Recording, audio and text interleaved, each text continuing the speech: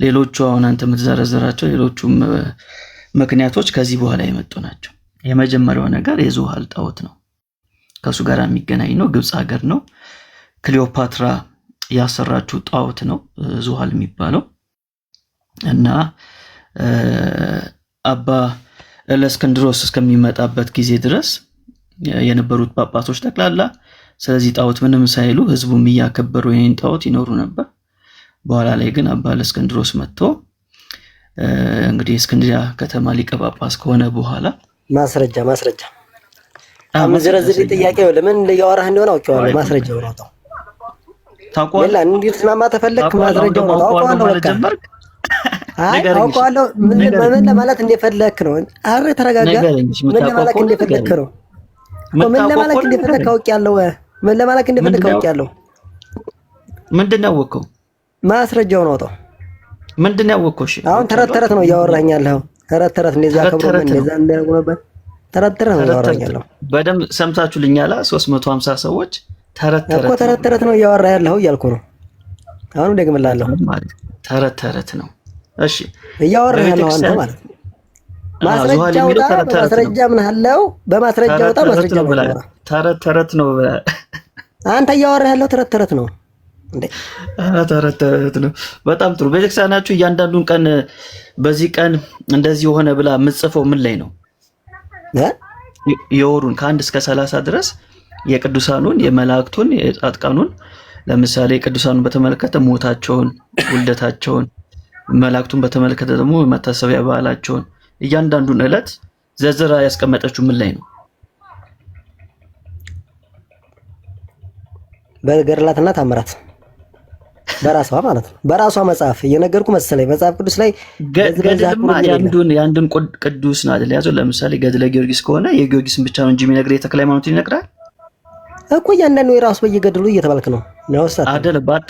በአጠቃላይ የዕለቱን መዝግባ በዚህ ወር በዚህ ቀን በዚህ ዕለት እንደዚህ ሆነ እያለች በእያንዳንዱ ቀን ላይ የተደረገውን ነገር የምትናገረው ምን መጽሐፍ ላይ ነው?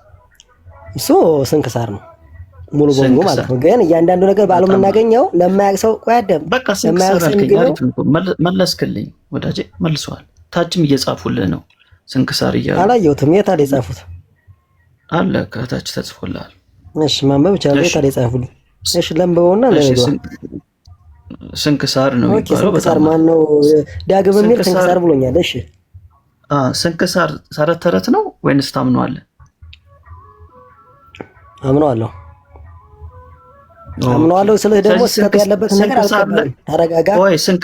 ስህተት ካለበት አልቀበልም። ስንክሳር ላይ ስህተት ካለበት አንተ ማንና ነው የቤተክርስቲያኒቷ ስንክሳር ስህተት ካለበት?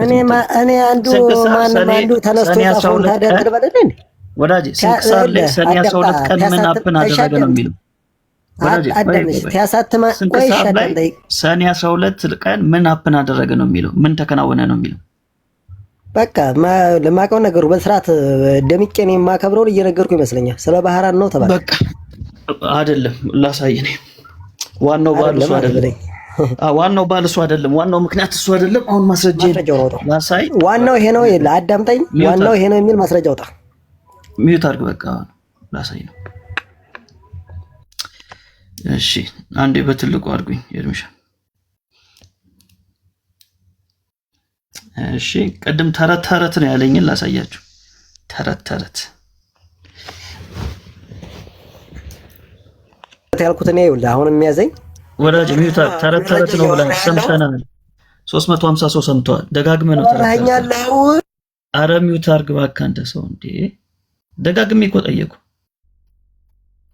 እሺ ይሄ ስንክሳር ነው እንደምታዩት። አንድ አምላክ በሆነ በአብ ወልድ መንፈስ ቅዱስ ስም ሰኔ 12 በዚህች ዕለት የከበረ የመላእክት አለቃ የመላኩ የሚካኤል የመታሰቢያው በዓል ያከብራሉ። የሚያከብሩበትም ምክንያት እንዲህ ነው። እንዴት ነው?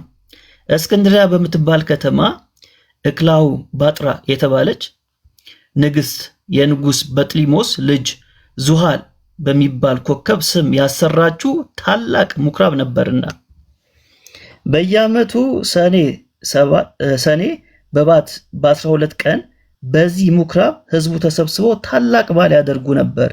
በዚህ ምኩራብ ውስጥ ዙሃል የሚሉት ታላቅ የናስ ጣዖት ነበርና በዓሉ በሚከበርበት ዕለት ብዙ ፍሪዳዎች ያርዱለት ነበር። ለማ ዙሃል ለተባለው ጣዖት ብዙ ፍሪዳዎችን ያርዱለት ነበር። አባ እለእስክንድሮስም እስከ ተሾመባት ዘመን ድረስ ለዚህ ጣዖት እንዲህ ሲያደርጉ ኖሩ። ይኸውም 300 ዓመተ ምህረት ተፈጽሞ በአራተኛው ምዕት ውስጥ ነበር። አባ እለእስክንድሮስም በእስክንድሪያ ከተማ ሊቀ ጳጳስና በተሾመ ጊዜ ጻድቅ ቆንስጠንጢኖስ በነገሰ ጊዜ የክርስትና ሃይማኖት ስለተስፋፋች ያን ጣዖት ሊሰብረው ወዶ ሳለ ተመልከቱ፣ አባ እለእስክንድሮስ ሲሾም ነው ይህን ጣዖት ማፍረስ የፈለገው። የክርስትና ሃይማኖት ስለተስፋፋች ያን ጣዖት ሊሰብረው ወዶ ሳለ ጎስቋላዎች ሰዎች ከለከሉት። እንዲህም አሉት፣ እኛ በዚህ ቦታ ይህን በዓል ማክበርን ለምደናል። የትኛውን በዓል? የዙሃልን ጣዖት በዓል ማክበር ለምደናል። እነሆ ከአንተ በፊት 18 ሊቃነ ጳጳሳት አልፈዋል። እነዚህም 18 ሊቃነ ጳጳሳት ምንም አላሉ፣ ሲከበር ማለት ነው። ምንም አላሉ፣ አልፈዋል። ይህን ልማዳችንን ከፍል አድርገው ይህን ልማዳችንን አልለወጡብንም። ጳጳሳቶቹ ዙሃል ሲከበር ምንም አላሉም፣ አልለወጡትም። አባ እለእስክንድሮስ ግን ገሰጻቸው፣ አስተማራቸው። ስህተታቸው በመግለጥ እንዲህ ብሎ አስተማራቸው። ይህ ጣዖት የማይጎዳና የማይጠቅም ነው። እርሱን የሚያመልክ ሰይጣናትም ያመልካቸዋል። ምክሬስ ብትሰሙ ቀድሞ እንደነበር አድርጌ ይህን በዓል እሰራላችኋለሁ። እየሰማችሁ ነው? ምክሬን ብትሰሙ ቀድሞ እንደነበር አድርጌ ይህን በዓል እሰራላችኋለሁ። ይኸውም ጣዖቱን እንድንሰብረው ምኩራቡን እንድንባርከውና በከበረ መልአክ በመላእክት አለቃ በሚካኤል ስም ቤተክርስቲያን አድርገን እንድንሰይመው ነው። ስለዚህ በዓሉን ቀይርላችኋለሁ ነው። እንደ ቀድሞ ታከብሩታላችሁ። በዓሉን ግን ዙሃልን ሳይሆን አሁን የምታከብሩት ማን ነው የምታከብሩት? አሁን ሚካኤልን በመላእክት አለቃ በሚካኤል ስም ቤተክርስቲያን አድርገን እንድንሰይመው ነው። እኛም ይህን ታላቅ በዓል እንሰራለን። እሺ ከፍል አድርገውንም የሚታረዱትን ላሞችና በጎች ለድሆች፣ ለጦም አዳሪዎች፣ ለችግረኞች በከበረው በመልአክ ስም ምግብ ይሁኑ። ተመልከቱ፣ እነዚህ የሚታረዱት ማለት ናቸው። በፊት የሚታረዱት ለማን ነው? ለዙሃል። ብዙ ፍሪዳዎችን ያርዱለት ነበር። አሁን ግን በዓሉ አልተቀየረም። በዓሉ የሚከበርለት አካል ብቻ ነው የተቀየረው። ማን ነው እሱ? ሚካኤል ሆነ። ግን የሚታረዱት ግን ለማን ሆኑ? አሁን ለሚካኤል ሆኑ ማለት ነው። ለዙሃል መሆኑ ቀርቶ እሺ በከበረው በመልአክ ስም ምግብ ይሁኑ። እርሱም በእግዚአብሔር ዘንድ ባለሟልነት ያለው ስለሆነ ስለኛ ይማልዳልና። ይህም ብሎ በዚህ በጎ ምክር አስወደዳቸው፣ እነርሱም ታዘዙለት። ከዚህም በኋላ ያን ምኩራብ አድሰው በዚህ የከበረ መልአክ የመላእክት አለቃ ሚካኤል ስም ቤተክርስቲያን አደረጉት። በዚህችም ዕለት አከበሯት። እርሷም የታወቀች ናት። እስላሞች እስከነገሱበት ዘመን ኑራ ከዚህ በኋላ አፈረሷት። ይህንም በዓል ተሰራ። ያያችሁ ነው። ይህ በዓል ተሰራ። የሰኔ 12ቱ በዓል ተሰራ። እስከ ዛሬም ጸንቶ ይኖራል። ይህ በዓል ተሰራ። ስለዚህ ወዳጄ ተረት ተረት ያለው የራሱን የቤተክርስቲያኑን ስንክሳር ተረት ተረት ብሎ ሐሳቤን ልጠቅልል። ወዳጄ ተረጋጋ። ስለዚህ ሰኔ 12 ላይ የሚከበረው ቤተክርስቲያኒቷ የዙሃል ጣዖት የሚባለው ዙሃል የሱ ፈርሶ በሱ ምትክ በዓሉ ሳይቀየር እርዱ ሳይቀየር ግን እርዱ የሚቀርብለት አካል ተቀየረ። በፊት ዙሃል ነበር፣ አሁን ሚካኤል ሆነ። ስለዚህ ይሄ በዓል የተሰራው በዚህ ምክንያት ነው።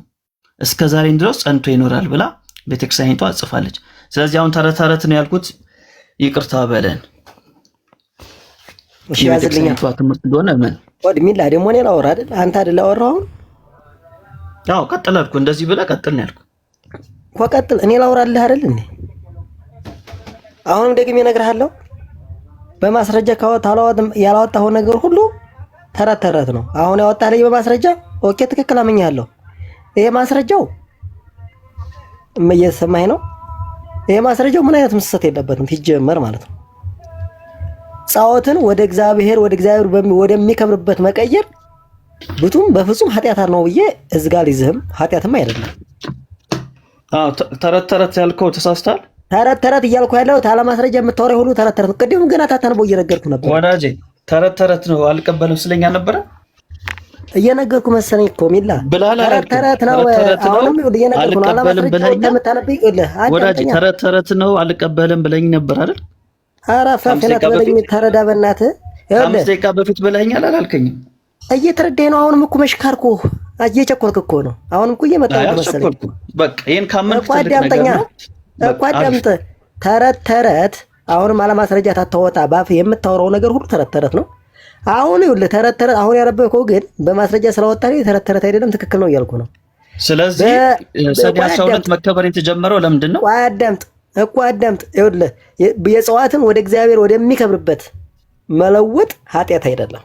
እሱን አልጠየቅኩም። እንዳውም ኃጢአት ነው ነው ብዬ እንደዛ እኮ ነው የሚለው እንትኑ። እሱን ቀጣይ ነው የምጠይቅህ። አሁን እሱን አልጠየቅኩም። አሁን እኔ የጠየቅኩህ ሰኔ 12 መከበር የተጀመረው በምን ምክንያት ነው? አዳምጥ። አሁንም አዳምጠኝ። ጣዖቱ ወደ ሚካኤል ወይም ወደ እግዚአብሔር ወደሚከብርበት ስለተቀየረ ምንድን ነው ጥፋቱ?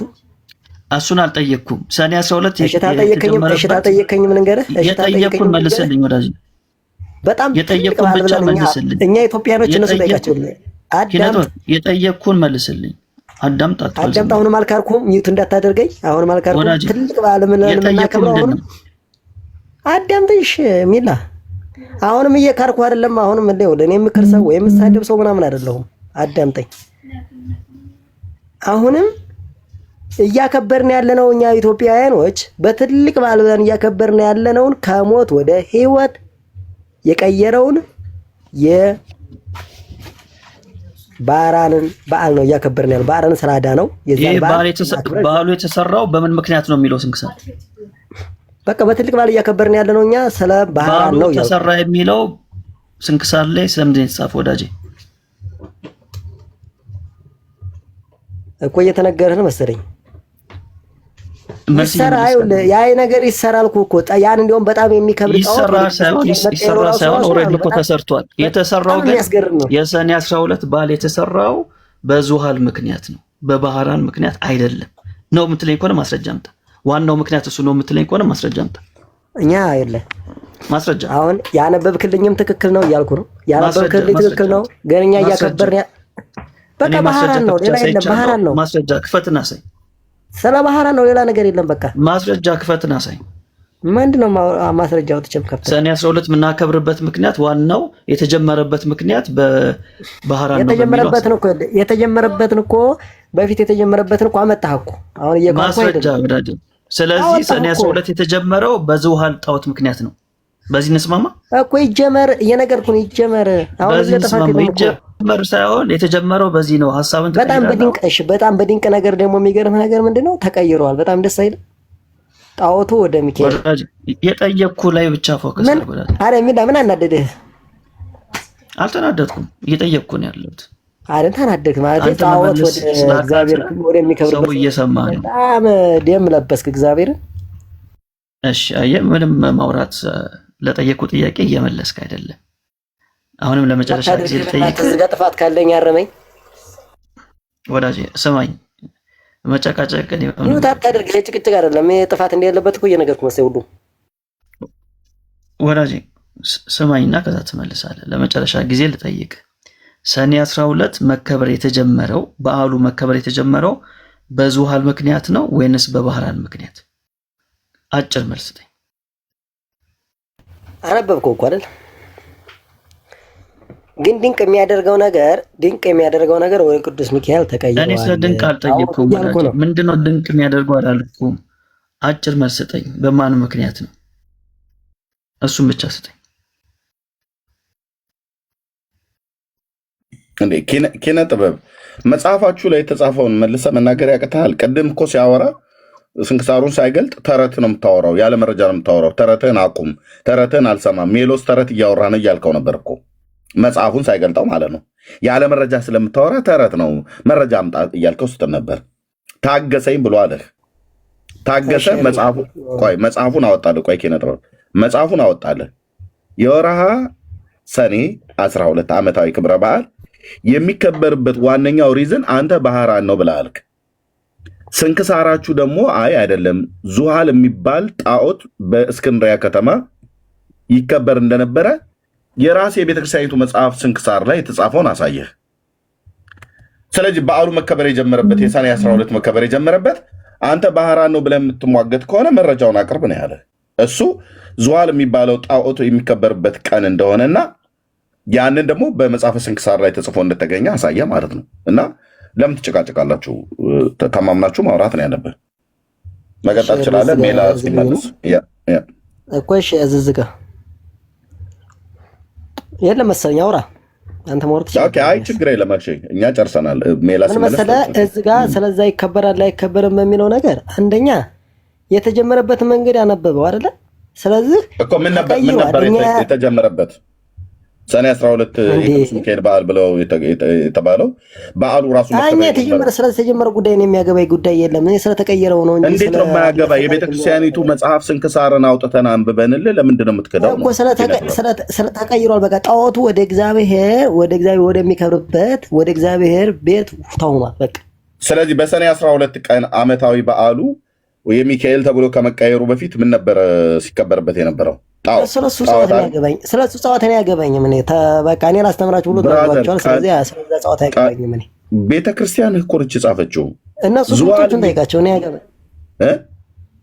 ራሳቸው የጻፉትን ይጠየቁ። እኔ አያገባኝም። ስለሆነ የጻፉትን ጠይቅ እያለ ነው። አያገባኝም እያለ ነው። የሰኔ 12 ዙሃል የሚባለው አይደለም ስለ ጣዖቱ ነው። ስለ ጣዖቱ መከበር ስለ ጣዖቱ መከበር ነው ያልኩት። አዳምጥ። ስለ ጣዖቱ መከበር አያገባኝም እኔ። እሺ ችግር የለውም። አንተ ብታምንም ባታምንም ዋናውን በማስረጃ አድርጌ ለ350 ሰው አሳይቻለሁ። ወደ መቀየሩ ይኸውልህ አይደለም እኔ ወደ መቀየር እንጂ ወደ ኋላ መመለስም በቃ ወዳጄ ዋናው በማስረጃ ነው ማሳየቴ ነው። አንተ አንድ ማስረጃ እየገለጥክ እያሳየ አይደለም እኮ ይሄን ማስረጃው እኮ ገለጥከው እኮ ምን አሁን ወደ ዋናው ሐሳብ ንግባ። እሺ እጠይቅሃለሁ። ግን በነገራችን ላይ እኔም ልጠይቅ እዚህ ጋር አንድ ጥያቄ ብቻ። ቆይ የሚካኤልን እንጨርስ። መጽሐፍ ቅዱስ 66 መጽሐፍ ቅዱስ ትክክል ነው ብሎ የሰጠን አንድ መረጃ ስጠኝ እስኪ። እኔ መጽሐፍ ቅዱስ ብቻ ለምንም ብያለሁ። ርዕሳችን እሱ አይደለም። አይደለም ስለሚካኤል ነው እያወራን ያለ ነው ወዳጄ። ርዕሳት ለመቀየር አትሞክር። ርዕሳችን ስለሚካኤል ነው እያወራን ያለ ነው። ስለሚካኤል ከሆነ ለአንተ መጽሐፍ ቅዱስ ብቻ ነው ከመጽሐፍ ቅዱስ ማስረጃ እንኳን ያልከኝ አይደል? ቅድም ነገር ያለው ነው መጽሐፍ ቅዱስ ብቻ ብዬ አላምንም ብያለሁ። ኪነ ጥበብ ዛሬ ነገረ መላእክት ነው ርዕሱ። ማንም ዳይቨርት እንዳታረጉት። ነገረ መላእክት ላይ ነው የመጽሐፍ ቅዱስ ቀኖና። የመጽሐፍ ቅዱስ ቀኖና በባለፈው ሳምንት ላይ ስናወራ አንዳችሁም አልመጣችሁም። ከፈለክ በሌላ ቀን እናወራለን። ዛሬ ግን ነገረ መላእክት ላይ ነው። ያውም የሰኔ ሚካኤልና የህዳር ሚካኤል የምታከብሩበት ነው ያልነው። ከዚህ ውጭ አይቀየርም ርዕሱ እንዳለ ሜላ ማለት ነው። ርዕሱ ላይ ቀጥሉ። ቴንክ ዩ። ስለዚህ አሁን ስለነገራችሁኝ ጥያቄ አንድም ማለት የሚያሻክርብኝ ሆነ ጥያቄ የፈጠረብኝ ነገር የለም። የሚገርምህ ነገር ኤርሚ፣ አይ ቆይ ጥያቄ የፈጠረብኝ ነገር አሁን ተናገራችሁት። ጥያቄ ምን ፈጠረብህ? አይደለም ጥያቄያችን ወዳጅ አይደለማ የለም ውሸት።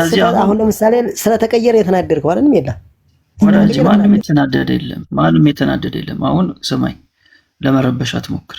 ስለ ሚካኤል ነው እያወራን ያለን። ርዕሳችን ሚካኤል ነው። ስለዚህ ስለ ሚካኤል እናውራ።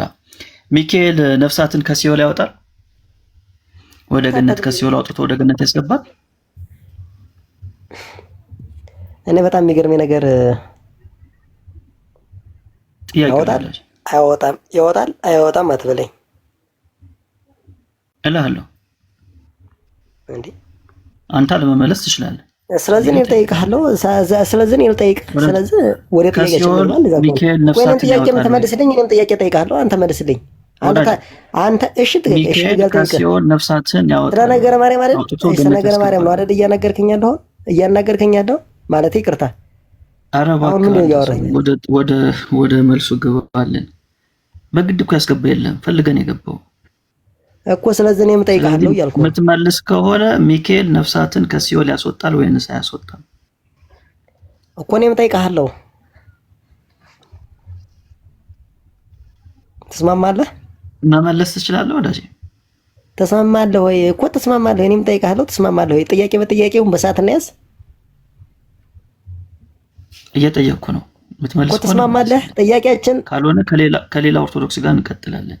አንተ እኮ እየነገርኩ መሰለኝ። እስኪ አንተ ሰዓት እናያዝና ቆይ ኪነ ጥበብ አንተ መተህ ህግ ምናምን አሰራለን። ኦኬ ፈልገን የመጣው ስለዚህ ለጥያቄያችን መልስ እንትላለን። ሲቀጥል እኔ ካንተ ጋር በዲቅ አድርጌ ዲቤት የማድረግ ምንም ፍላጎቱም የለኝም እኮ። ስለዚህ ሲሚላ ነው ኤርሚያ ታገባ ማለት ነው። እግዚአብሔር ምስክር አይደለም። ካንተ ጋር ዲቤት የማድረግ ፍላጎት የለኝም። መጀመሪያ የቤተክርስቲያንን እውቀት ማወቅ አለብህ። ዝም ብዬ ከማንም ጋር እየነገርኩ መሳይ እኮ። ስለዚህ አሁን የምትመልስልኝ ከሆነ መልሱልኝ በቃ መልሱልኝ ወዳጅ። ዝም ብዬ ከማንም ጋር ዲቤት አላደርግም። ክራይቴሪያ አለኝ። እሺ ያረለ እውቀት መልሱ የምትመልስ ከሆነ መልሱን መልስና አቤት። እሺ አዎ ክራይቴሪያ አለኝ ከማንም ጋር ስለዚህ እውቀት ካለ እሺ ሰዓት እንያዝና ነው። ስለዚህ አላደርግም ዝም ብዬ ከማንም ሰው ጋር ክርስቶስ መጀመሪያ ማወቅ አለብህ። ሜላ ክርስቶስ አሁን የኛ ወዳጅ ስላንተ ክርስቶስ አታውቅም እያልኩ ነው እኔ። ትከራከረኛለህ? በቃ ታችሁን ምንም መጨቃጨቅ እኮ አያስፈልግም። በቃ መልስ የለህም ማለት ነው። መልስ ያለው ሰው ይግባ። በግድ አላስገባናችሁ። ስለዚህ ማውራት የሚችል ሰው ገብቶ መልስ ይመልስልን። ደግሞ ዝም ብሎ ዲቤት አይደረግም። ዙሃል እንኳን ማን እንደሆነ ሳታውቅ ነው ዲቤት እናድርግ። ቴንክ ዩ ሜላይ። ልክ ነው። በባለፈው አንዱ እንደዚህ ገብቶ ታስታውሳላችሁ፣ ዲቤት አለኝ። እኔ ለውጣ ስለ አካባቢ ማለት ነው። ኧረ በመድኃኒዓለም ተው ብስል ምን እናንተ ምን እውቀት አለህና ምናምን ነገር ብሎ ነገረ ክርስቶስ ላይ ገባን እና በል ደቂቃ ያዙልን ብዬ ተያዘ እና እስከ ጥያቄ ድረስ ዘለቀ። እሱ ነበር የመጀመሪያ ጠያቂ። ከዛ እኔ ልጠይቅ ማለት ነው። አሰላለፉ እንደዛ ነበር። እሱ ጠየቀና ከዛ እኔ ልጠይቅ ስል ትቶኝ ወጣ ማለት ነው። እና ከዚህ በኋላ ዝም ብሎ ዲቤት ለማድረግ እንደዚህ ዝም ብሎ ዘራሽ አይነት ነገር አይደለም። ግን የጠየቀውን ጥያቄ ቅድም ስታወራ የነበረውን ቅድም ተረት ነው ሲል ነበረ። ተረት ነው። መጽሐፋቸው ሲወጣ ግን ተረት እንዳይደለ እኛ በመረጃ ነው የምናወራው ብሎ ሲል በጣም ፕሮቮክ እያደረግ ነበር። ኪነ ጥበብ እንዴ ተጠየቅ እኮ በቃ ባጭሩ። ሚካኤል ነፍሳትን ከሲኦል ያወጣል አያወጣም? ያወጣል፣ ያባት ነው። አያወጣምም፣ ያባት ነው። ያወጣል ብለህ ካልክ መረጃ እንድታቀርብ፣ አያወጣም ብለህ ካልክም ደግሞ መረጃ እንድታቀርብ ሰዓትና ጊዜ ይሰጥሃል።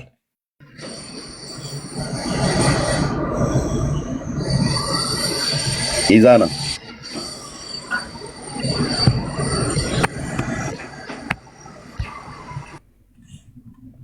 እሺ።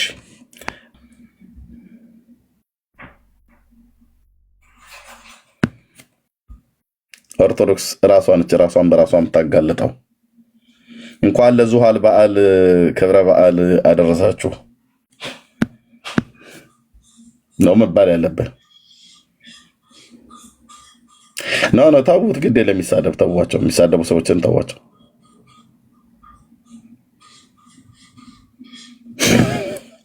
እንኳን ለዙሃል በዓል አደረሳችሁ። ዙሃል ለሚባል ከነሐስ ለተሰራ ጣዖት የሚከበርበት ሰኔ 12 ቀን ሼም ሆኑ በእውነት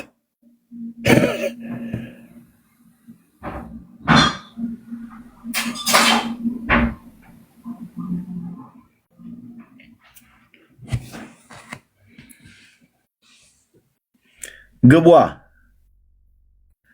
እንኳን ለዓመት ዓመቱ አደረሰ ብለህ የምትለው ቀን ጣዖት የሚመለክበት ቀን።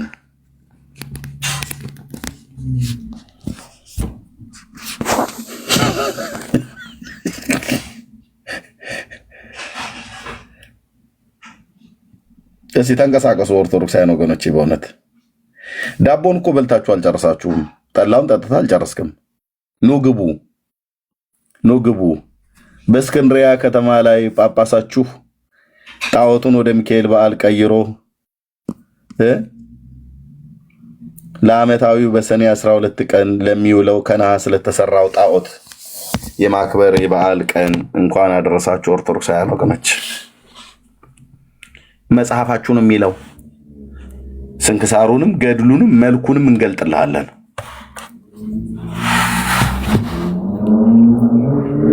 መሐመድ የሚባለው የእስልምና ሃይማኖት መሪ አይ ቲንክ በዚህ በመካና በመዲና አካባቢ ላይ መካ አካባቢ ላይ ነው አላህ የሚባል ጣዖት ነበረና ያን ነው አሉ የቀየረው። ጆናስኪ አንተ ጨዋ ኦርቶዶክስ ነህ ማለት አመለሸጋ ይሆን ከማለት ነው። ናስኪ ጆ ምን ትላለህ እንደው በመድኃኒዓለም በዚህ ጣዖት ላይ?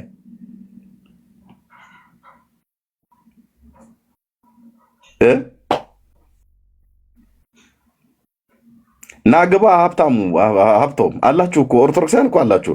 ምን ችግር አለው እና ምን ችግር አለው ነው ያልከው? ኑ ግቡና መልሱ እንጠይቃችሁ።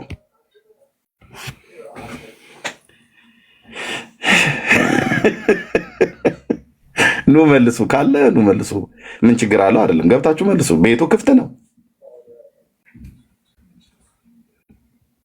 ሽልጦ ዳቦህን እየጋገርክ እየበላህ ማን አናናግሩህ ማለት ራስን ማትገባው ብራዘር። ናግባ ጆ ናግባና መልስ ስጥ። ትንሽ እስቲ መልስ ስጥ። ይገባኛል ጆ በጣም ጨዋና አመለሸጋ ሰው ነህ። እውነትንም ትፈልጋታለህ። ኦርቶዶክሳዊ ወንድም ነህ እና ሀብቶም ግባ። ለምን ደሞ ማናናግርህ? ኑ ግቡ ብለህ ለምን ደሞ ማናናግረው እንዴ?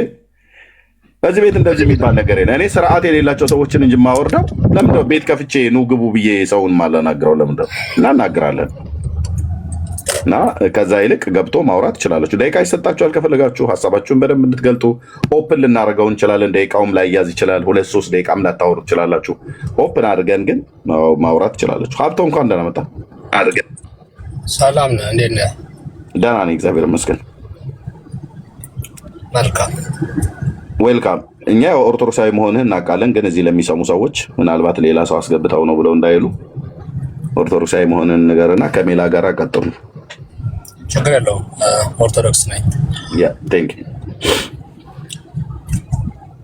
ሜላ ቀጥሉ። ሰላም ሜሎስ እንዴት ነህ? እሺ ሀብቶም ሰላም ነው? ደህና ነኝ እግዚአብሔር ይመስገን። አለን ይመስገነው። የሰኔ 12ቱን ክብረ በዓል ምክንያቱን ታውቀዋለህ? ቅድም ስላነብ ነበርክ። አውቀዋለሁ፣ ግን አሁን እኔ የገባሁበት ምክንያት 12 ቀን ጣዖት የሚመለክበት ነው ብላችኋል እና ምንድነው ችግር የፈጠረባችሁ ነው? እንደዛ መሆኑ ምንድነው የፈጠረባችሁ ችግር? እኔ ምንም እንደዛ መሆኑ እንዲያው ሊበልጥነቱ ወይ አዳምጠኝ። ምሳሌ አልፈልግም። አታናግሩም ያልኩህ እኮ ለዚህ ነው። የጠየቁ ነው አይደል? ያልጠየቁ ነው ጠይቀኝ። እኔ ስለዚዋል በሳሳት በኋላ ነው የምታርመኝ። በሳሳት በኋላ ታርመኛለህ። መሀል ላይ ጊዜ አትግደልብን። ጥያቄ መጀመሪያ ገብቷል። እሺ ጥያቄ እንደገባ ንገረኝና መልስልኝ። በፈለግከው መንገድ መልስ። ጥያቄ ምን ነበር? እየገባ አትግባ። በቃ አልኩህ እኮ አትግባ። ጥያቄ ምን ነበር? ጥያቄ እንድገምልኝና እንደፈለግከው አድርገህ መልስልኝ። ጥያቄ ምን ነበር? ለጣዖት የተሰዋው ለቅዱስ ሚካኤል ለምን ይሰዋል እኮ ነው እያልክ ያለሁ። ምንድነው ችግር የሚፈጥርብህ ደግሞ አልኩህ። እንዲያው በጠላት ትርጉሙ ምንድነው ነው ያልኩህ። ትርጉሙ ምንድነው ነው ያልኩህ እኮ። ትርጉሙ እየነገርኩህ እኮ ነው። ትርጉሙ ብቻ ነው እየነገርኩህ እኮ ነው። ስነግርህ መሀል ላይ የምትገባ ገባ።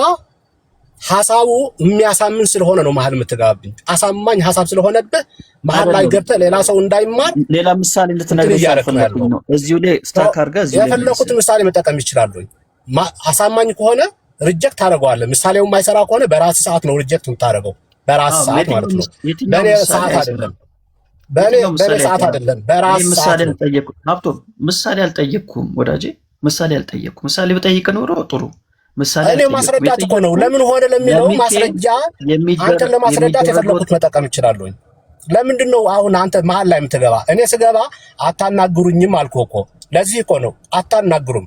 እናንተ ሰው እንዳይናገር ታደርጉና ከወረደ በኋላ ማንም በቃ መመለስ አይችልም ብላችሁ ትፈክራላችሁ፣ ኡይ ትላላችሁ። አሁን ይሄን ሁሉ ስለዚህ እድል ስጠኝና መሀል አትግባ። ቀጥታ ምላሽ መስጠት ትችላለህ። ይሄ ፍራቻ ነው። ሄድ በቃ እንደዛ አይደል? እኔ ልውጣልህና ጮህ ደግሞ ጥያቄን ሰምቻለሁ ካለ እንደፈለገ ጥያቄን ሰምቻለሁ ካለ እንደፈለገ አድርጎ ይመልስ። ሰው እየሰማው እኮ ነው አይደል? ሰው ህሊና ያለው አይመስላቸውም። በእነሱ የሚሄድ ነው የሚመስላቸው። ራሱ መወሰን እንደሚችል ሰው አያውቁም። በእነሱ ግፊት ብቻ እንደሚንቀሳቀስ አድርገው ስለሚያስቡ አየህ እንዲያናግሩ አይፈልጉም። ሰው ሚዛናዊ ነው። ፍራቻ አለ መሀል ላይ የምትገባ ከሆነ ፍራቻ አለ። ወደ መልሱ ሂድ በቃ።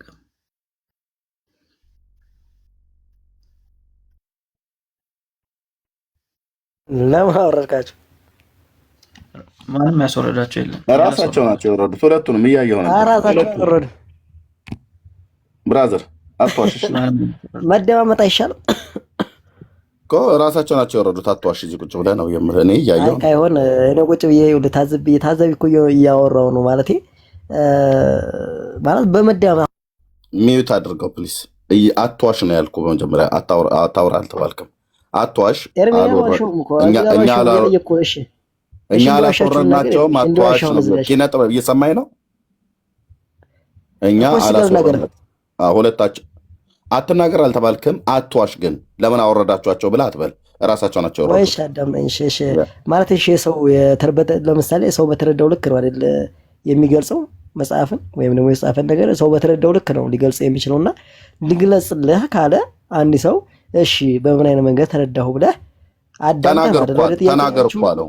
ተናገር እኮ እየተናገረ እኮ ሊያናገረው እኮ አልቻለም። አሁን ለምሳሌ ተናገር አለ ወደ መልስ ሂድ እያለ ወረደ። እኔ እኮ ቁጭ ብዬ እያየሁ ነው። ተናገር አለው። ኦኬ መጀመሪያ እንደዛ ብሎ ቢለው ተናገር ወደ መልስ ሂድ፣ ጥያቄን አንዴ ሪማይንድ አድርገኝ ተናገር አለው። ስለዚህ ለዘቤ እኮ ላናግርህ አለው እኮ ትችላለህ እኮ አለው። ለምንድን ነው የምትጨቃጭቀው ብራዘር? እንዴ የሰማኑን አንተ መልሰህ ልታሰማኝ ነው እንዴ? ቁጭ ብዬ እኮ ነው እዚህ እየሰማሁ። እሺ ቅድም ለጠይቃ ጥያቄ መልሳለህ ወይ? እየነገርኩ መሰለኝ እኮ አሁን ስለዚህ ያወጣም አሁን ጥያቄን አንድ ሰው ተገባ የራሱን ሲናገር አፍላፍ ላይ የሚታይ የሚባል ከሆነ እንዴት ነው ጥያቄ? ቅድም ለጠይቃ ጥያቄ መልሳለህ ኪነ ጥበብ። ቅድም ለጠይቃ ጥያቄ መልሳለህ። ሀፍቶም ራሱ ነው የወረደው። እንደዚህ ነው የሚያደርገው እሱና ማነያ ስፒሮስ የሚባሉ እንደዚህ ናቸው። ሲያዙ የሆነ ምክንያት ፈጥረው ይወጣሉ። ተናገር እኮ አለው። የፈለገው አይደለም። ምሳሌ እንደዛ አትበል። እኔ ያልኩ ያለሁት ይኸውልህ እናውራ ምን ታች ወረድ። እሺ ከመገባው ሊመልስ ነው የገባው። ታዩ በቃ ታች ወረድ። አሁን ጣዖታቸው ስለተነካ ተሸማቀዋል፣ አፍረዋል፣ ተዋርደዋል። በራሳችሁ መጽሐፍ ነው የምትዋረዱት። ኦኬ ማነው ክብሮም የሚባለው ማነው ሀፍቶም የሚባለውና ስፒሮስ የሚባሉት እንደዚህ ናቸው። ሲያዙ የሚመልሱ ስለሚያጡ አታስወሩ ምናምን ነገር ብለው ይላሉ ማለት ነው። እና እንደዚህ አይነት ነገር አቁሙ። እሺ አዳም ሰላም ነው? ደጋግመህ ልከህልኛል። አዳም ኦኬ። አቤት ኤርሚ ሰላም ነው? ከየት ቤተ እምነት ነው? አሎ ኦርቶዶክስ ነኝ። እሺ እንኳን ደህና መጣህ ወንድማችን። እንኳን ደህና ጠበቃችሁ። እሺ እየተወያየንበት ያለውን ርዕስ ሰምተዋል አይደል? አዎ። እሺ ሰኔ ሚካኤልን አከበርክ?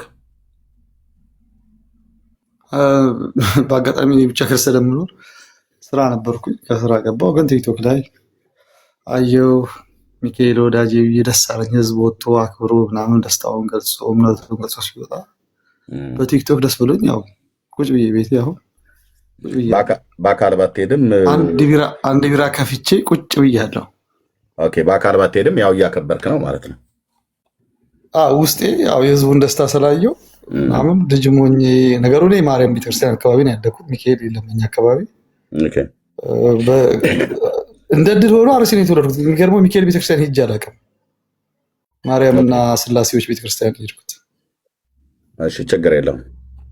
ያው ግን ባጭሩ በአካልም ባትሄድ አሁን ከስራ የተነሳ ቢራህን ይዘህ ግን እያከበርከው ነው።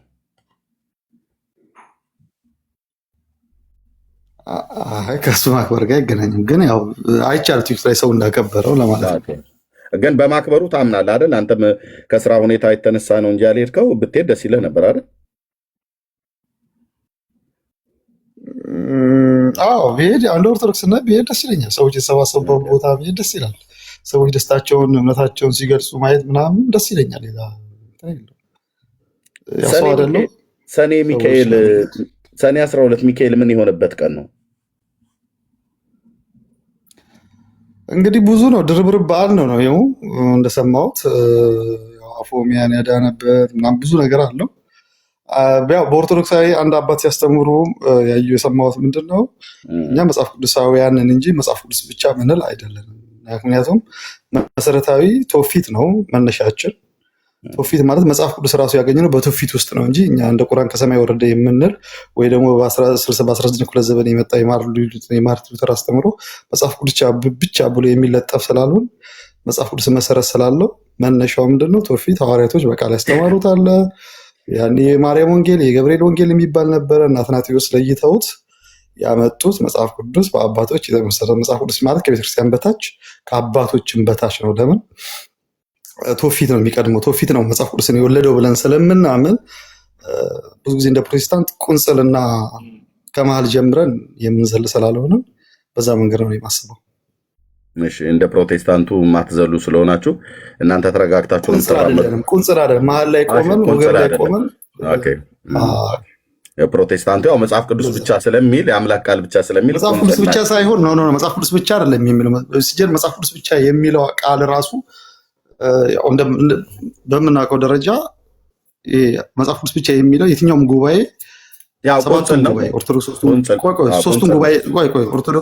ኦርቶዶክስ ሶስቱን ጉባኤ የምትቀበለው አይደለ? ሰባቱም ጉባኤ ላይ መጽሐፍ ቅዱስ ብቻ የሚል የለም። በ19ኛው ክፍለ ዘመን የመጣ የማርቲን ሉተር ነው እንጂ ከዛ በፊት መጽሐፍ ቅዱስ ብቻ የሚል ሰባቱም ጉባኤ ሲካሄድ አልነበረም። ስለዚህ መሀል ላይ የጀመረ ሰው አስተምሮ ነው። ስለዚህ ሰኔ 12 ቀን ስለዚህ ሰኔ 12 ቀን የምታከብሩት ሚካኤል ምን የሆነበት ቀን ነው እያልኩ ያለሁት። ከቁንጽሉ ሀሳብ ከጴንጤው ሀሳብ ከሉተር ሀሳብ ሳይሆን የምትነግረን ከእናንተ ሙሉ ከሆነው ወጥ ከሆነው ከማትዘሉት ተረጋግታችሁ ከመጣችሁት ሰኔ 12 ቀን ሚካኤል ምን የሆነበት ቀን ነው? እኔ ኤርሚዬ ምን አለ መሰለህ የኔን አመለካከት ልንገር። ጥሩ ነው፣ ጥያቄ ትክክል ነው። ሰው ስለሚያከብረው የአንተን አመለካከት ሳይሆን ኦርቶዶክሳዊ እንደመሆን መጠን መልሱን ቁንጽል ካልሆነው እውቀታችሁ አፍስስልን ለኛ ማለት ነው። የጴንጤው ቁንጽል ነው መጽሐፍ ቅዱስ ብቻ ማለታችን። አይ ነው ቁንጽል ያልኩት ኤርሚዬ፣ ቁንጽል ነው ያልኩት። ሰባቱም ጉባኤ ኢቭን የኦርቶዶክስ የምትቀበል ሰባቱም ጉባኤ ውስጥ መጽሐፍ ቅዱስ ብቻ የሚባል ትምህርት የለም። ችግር የለም። ታሪክ ነው የተገኘው። በቃ ተረድተናል። ግን ኦፍኮርስ ተረድተናል። ሰኔ 12 ሚካኤል ምን የሆነበት ቀን ነው የምታከብሩት? ድርብርብ በዓል ነው ነገርኩህ። እኔ የሚካኤል በአካባቢ ሚካኤል ታቦት የለም። ሚካኤል ቤተክርስቲያን አልሄድኩም፣ ግን አፎሚያን ያዳናት ምናምን የሚባል ድርብርብ ታሪክ እንደሆነ ነው። ግን ድርብርቡ ግን ሁለተኛው እሱ ድርብርቡን ንገረን መጀመሪያ እና ከዛ ሁሉን የማወቅ እኮ ግዴታ የለብኝም። እኔ እኮ ምን አገባኝ? እኔ ዋና ኦርቶዶክስ ነኝ።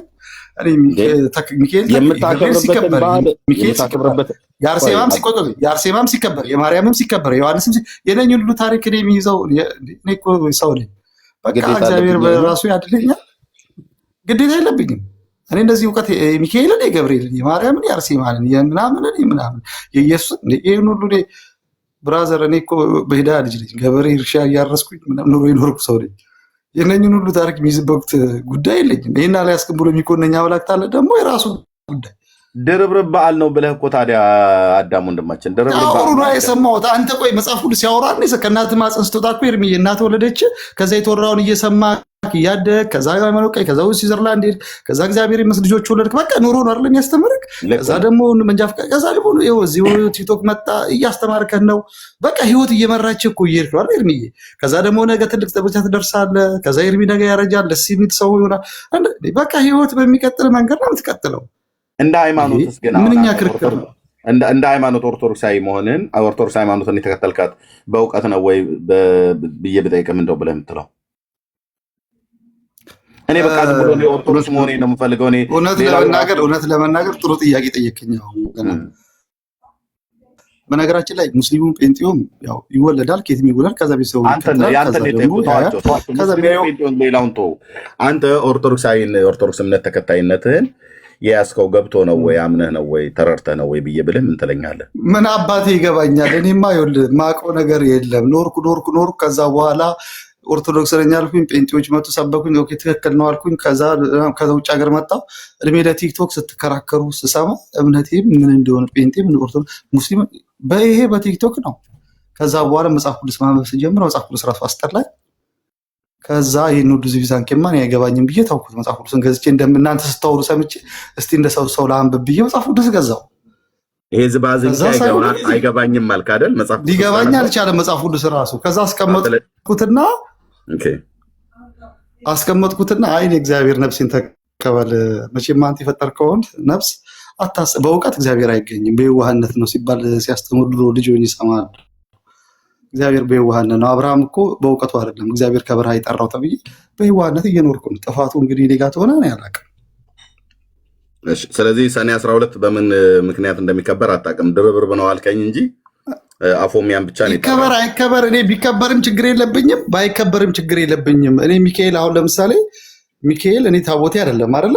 ሚካኤል ራሱ ግን መልአክ ነው ሲባል ሰማሁ። ከዳንዬ ጋር አውሩ አዳምዬ፣ ከዳንዬ ጋር አውሩ። ዳኒ ወንድምነት እሺ ዳኒ አውራው።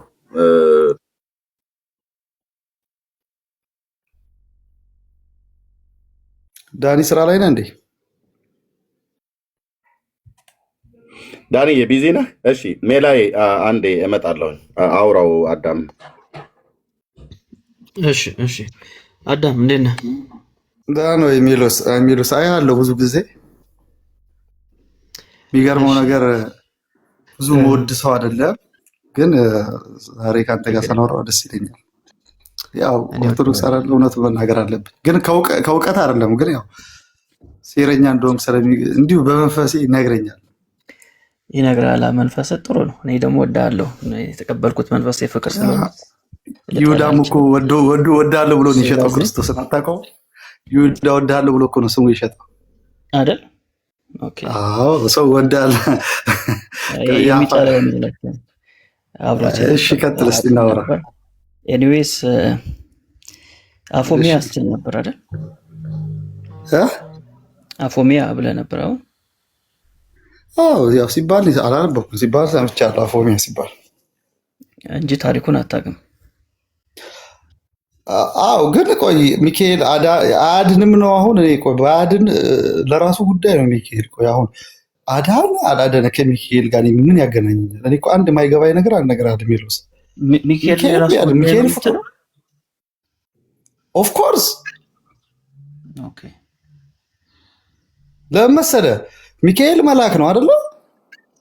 መልአክ ነው፣ የታዘዘውን ያደርጋል በእግዚአብሔር መንፈስ ቅዱስ። እኛ ሚካኤል ያድናችኋል፣ ሚካኤል ህይወታችሁ ነው፣ ሚካኤል ማርያም ህይወታችሁ ናት፣ ዮሐንስ መጥምቀ ዮሐንስ ትሄዳችሁ ምናምን ታልሳማችሁ ዮሐንስ መንግሥተ ሰማያት ያስቀራችኋል የሚባል ትምህርት በኦርቶዶክስ አልሰማሁም። ስጋዬ እንደምን የበላ የዘላለም ህይወት አለው፣ በልጁ ያመነ የዘላለም ህይወት አለው ተብለን የተማርነው ማለት አንተ አልሰማህም ማለት የለም ማለት አይደለም። ለምሳሌ አልሰማህም አይደለም። እኔ ቤተክርስቲያን ብዙ ጸበል ሁሉ ሄጃለሁ። እኔ የተማርኩት ለምሳሌ ድርሳነ ሚካኤልን አንብበው ታውቃለህ? ወዳጅ ድርሳነ ሚካኤልን አንብበው ታውቃለህ? ምን አገባኝ ስለ ድርሳነ ሚካኤል ምን አገባኝ? አሁን ሰኔ 12 ወዳጅ ሰኔ 12 የሚካኤል ዓመታዊ ክብረ በዓል ነው የሚለውን ከየት ነው ያገኘው? ከድርሳነ ሚካኤል። እግዚአብሔር ክርስቶስ ያከበሩኝን አከብራለሁ እንዳለ ለምን ታከብራለህ አላልኩም። አዳም ጥያቄው መጀመሪያ ተረዳ። ለምን ታከብራለህ አላልኩም። ከየት ነው ያገኘው ይህንን ሀሳብ ነው ያልኩህ። እሺ በጣም ጥሩ።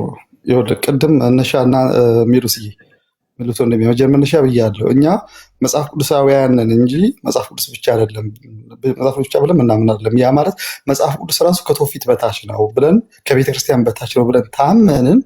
አሁን አንተ የምትናገረኝ መጽሐፍ ቅዱስ ላይ ቆመክ ከየት ነው ያገኘው ከመጽሐፍ ቅዱስ ውጭ የለም ብለህ እየነገርን ቆይ አዳምጠኛ አስጨርሰኝ። ብለህ ልሞግተኝ ነው የመጣው። እኔ ደግሞ እየነገርኩ ያለው እኔ እንደዛ አላልኩም። የእኔ ጥያቄን ተረዳኝ ወዳጄ። እኔ ጠየቅኩ። ለምሳሌ ሰኔ 12 ነው ብላችሁ ታከብራላችሁ አይደል? ህዳር 12 ነው ብላችሁ ታከብራላችሁ አይደል? ይሄ የምታከብሩት ሰኔ 12 ሚካኤል ነው የሚል መጽሐፍ ቅዱስ ላይ የለም አይደል? አዎ ይኸውልህ ሜሎስ ይሄን አስጨርሰኝና ልንጠይቅህ፣ ከዛ ጥያቄ እንዲገባኝ ማለት ነው። ፖይንቴን አገኘሁ። አሁንም ይኸውልህ ፖይንቴን ሜሎስዬ የኔ ወንድም፣ እኔ ፖይንቴን እንድታገኝልኝ እና በደንብ መልሼ በግልጽ እንዳወራክ የኔን ፖይንት አገኝ። አንተ ራስህ አሁን ይኸውልህ ዞረ ቅድም የነገርኩህን ዞረ መጽሐፍ ቅዱስ ልትወሸቅ ፈለግ። እኔ በነግርህ የሚባል አዳምጠኝ። አንድ ደቂቃ አንድ ሰከንድ አዳም ልጨርስ ሀሳቤ። ጥያቄው እኮ የኔ ነው። የኔ ጥያቄ ሳይገባ ትክክለኛ መልስን አሰጠኝም አይደል? ስለዚህ ይሄ ሰኔ 12 ህዳር 12 የሚለው መጽሐፍ ቅዱስ ላይ የለም። ጥያቄ ለምን የለም አይደለም። የኔ ጥያቄ ሰኔ 12 ብላችሁ ስታከብሩ ይህን ታሪክ ያገኛችሁት ከድርሳነ ሚካኤል ነው። ምክንያቱም እናንተ መጽሐፍ ቅዱስ ብቻ ብላችሁ አታምኑ፣ ሌሎች መጽሐፍቶችን ትቀበላላችሁ፣ የሃይማኖታችሁ ልምምድ ታደርጋላችሁ አይደል? አዎ እኛ ብቻ ሳንሆን ሌላ መጽሐፍ አይደለም፣ ትውፊት ነው። ሌላ መጽሐፍ በሚለው አትወሸድ። እኛ የምናደርገው ትውፊት ነው። ትውፊት ማለት መጽሐፍ ቅዱስም በትውፊት ያገኘ ነው ብለን ስለምናምን፣ እናንተ ምናልባት መጽሐፍ ቅዱስን ከሰማይ ወረደ ብላችሁ ልታምኑ ትችላላችሁ። እኛ ግን በትውፊት ነው እኮ። ከዛ ውስጥ አንዱ መጽሐፍ ነው አይደል? ከትውፊት ውስጥ አንዱ ደግሞ ድርሳነ ሚካኤል የሚባል መጽሐፍ አላችሁ። ድርሳነ ሚካኤል በትውፊት ውስጥ ይለፍ ድርሳነ ሚካኤል በትውፊት ውስጥ ይለፍ አይለፍ አላቅም፣ ግን እኛ ትውፊት የምንለው መጀመሪያ ትውፊት የሚባለው መለየት ያስፈልጋል። በምንድን ነው ያለፈው ድርሳነ ሚካኤል? በጣም ጥሩ ነው። ድርሳነ ሚካኤል ወይ ደግሞ ታምራት ብለን ስናስብ ድርሳነ ሚካኤል እሱ የእናንተ ነው። እሱን አይደለም አሁን የኔን ሀሳብ ዋናው ነው። ይኸውልህ ታች ወርዶ እንደ መንደርተኛ ሴት ታች ወርዶ መልከስከስ አልፈልግም። እንደዛ አይደለም። አሁን እኔ መናገር የምፈልገው አስኳሩ ነው። ድርሳነ ሚካኤልን ማን ጻፈው ነው ያልኩህ? ቤተክርስቲያኒቷ ማን ጻፈው? አሁን እታች ወርደ መንከባለል ስለምትፈልግ ነው ሜሎስ።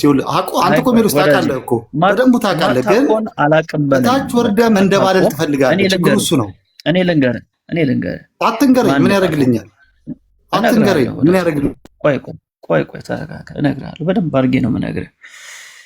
ድርሳነ ሚካኤል ቤተክርስቲያኒቷ ሐዋርያው ወዳጄ ተረጋጋ። አይ ነው እንደጠጣ አውቃለሁ፣ ራስህ ተናግረሃል፣ ግን ተረጋጋ። ትንሽ ተረጋግተህ ለማውራት ሞክር። እኔ መጀመሪያ አዳምጠኝና ልረጋጋና እናውራ። ማን እንደጻፈው ልንገርህ። ቆይ መጀመሪያ ማን እንደጻፈው ልንገርህ፣ ከዛ ተራ ነው ልክስክስን ያልከውን ቤተክርስቲያንን ማን እንደሆነ እንዳልክ ልንገርህ። ኦርቶዶክስ ቤተክርስቲያን ይህን መጽሐፍ የጻፈው ሐዋርያው ዮሐንስ ነው ብላ ነው የምታምነው። ሐዋርያው ዮሐንስ ጻፈው፣ በኋላ መጽሐፉ ጠፍቶ ነበር፣ የእስክንድርያው ጳጳስ ድጋሚ ጻፈው ብላ ነው የምታምነው። ስለዚህ ቤተክርስቲያኒቷ ሐዋርያው ዮሐንስ ነው የጻፈው ብላ የምታምነውን ድርሳነ ሚካኤል ማን ጻፈው ስለ አንተ ወደ ስድብ መጣ ማለት ነው። ስለዚህ ሐዋርያው ዮሐንስ እንግዲህ እኛ የምናውቀው ሐዋርያው ዮሐንስ ወንጌልን የጻፈልን ነው፣ መልእክታትን የጻፈልን ነው። ኦርቶዶክስ ደግሞ ከዚህም ውጪ ድርሳነ ሚካኤልን ጽፎልኛል ብላ ታምናለች። ስለዚህ ይህን ሀሳብ ትቀበላለህ? ሜሎስዬ እኔ እንኳን ሐዋርያው ዮሐንስ ለምን ጳውሎስ አይጽፈውም?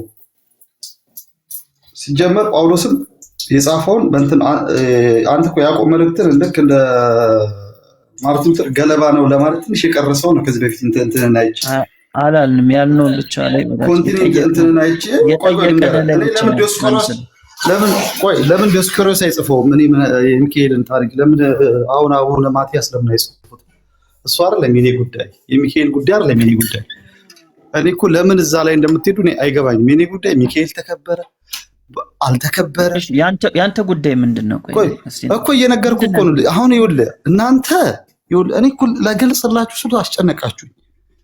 ሚካኤል ተከበረ፣ ማርያም ተከበረች፣ ዮሐንስ ተከበረ፣ እየነገርኩ ነው። ማርቆስ ተከበረ። የኔ የቤተክርስቲያን ዶኩም ቆይ አስጨርሰኛ ወዳጅ። ኧረ በምን እንደው በሚካኤል በዛሬ ሚካኤል ነው ዛሬ ጊዜያችንን አስጨርሰኝ። ወደ ፖይንት ግባ። ተከበረ ሳይሆን ይኸውልህ ዋናው ወሬው ልንገርህ። ሚካኤል ሳይሆን የኔ ህይወት ክርስቶስ ነው ብለን ስታምን የቤተክርስቲያን አናት ክርስቶስ ነው ስታምን ስጋውና ገብርኤል ቤተክርስቲያን ሚካኤል ቤተክርስቲያን የምንሄደው የሚካኤልን ስጋና ደም አይደለም የምንበላው የክርስቶስን ስጋና ደም ነው። ቄሱ ገብርኤልም ሆነ ማርያም አሐዱ ቅዱስ አሐዱ ወልድ ቅዱስ አሐዱ መንፈስ ቅዱስ ብሎ ነው የሚቀድሰው። የሚካኤልን ስም አይደለም በሚካኤል ቤተክርስቲያን የሚቀድሰው። ስለዚህ እኛን ያሰባሰበን ክርስቶስ እንጂ ሚካኤል አይደለም። እኛን ያሰባሰበን ኢየሱስ እንጂ ማርያም አይደለችም። እኛ ማርያም የምናውቃት በክርስቶስ ታሪክ ነው። እኛ ዮሐንስ የምናውቀው በክርስቶስ ውስጥ ነው። ክርስቶስ ከሌለ ሚካኤልን ገብርኤልን አናውቃቸውም። ይሄ ሁሉ ውሸት ነው የምታወራው። ይኸውልህ እናንተ ግን እታች ወርዳችሁ ልክ እንደ ዳቢሎስ ትመሰመሳላችሁ። በጣም ታዝናለህ። በቃ ጊዜ ሰጥቼ ሰምቻለሁ። ምንም የረባ ነገር አልነገረም። እውነቱን ያጣጥላል ሴጣን እንደናንተ። ኧረ ተረጋጋ ወዳጅ ተረጋጋ። ትንሽ ለመረጋጋት ሞክር። እውነት ጊዜ ሰጠው። ከርስ ራሱ ወጥተህ እንድታወራ ጊዜ ሰጠው። ኧረ እባክህ ወዳጄ፣ ኧረ ተው ተው። ስንት ቢራን የጠጣው? አንድ ነበርኩ ያልኩህ ቅድም። ያሳዝናል። ብቻ ለማንኛውም ድርሳነ ሚካኤል የቤተክርስቲያን እዚሁ የሚጋጭ ሀሳብ ማትንገረኝ። ቅድም አልወድም እብድ ስለሆንክ ነው። ራስህ ከራስህ ጋር የተጋጨ እብድነት ያሳዝነኛል። አዳም አሁን ደጋግመህ ላክልኝ ስንት ጊዜ።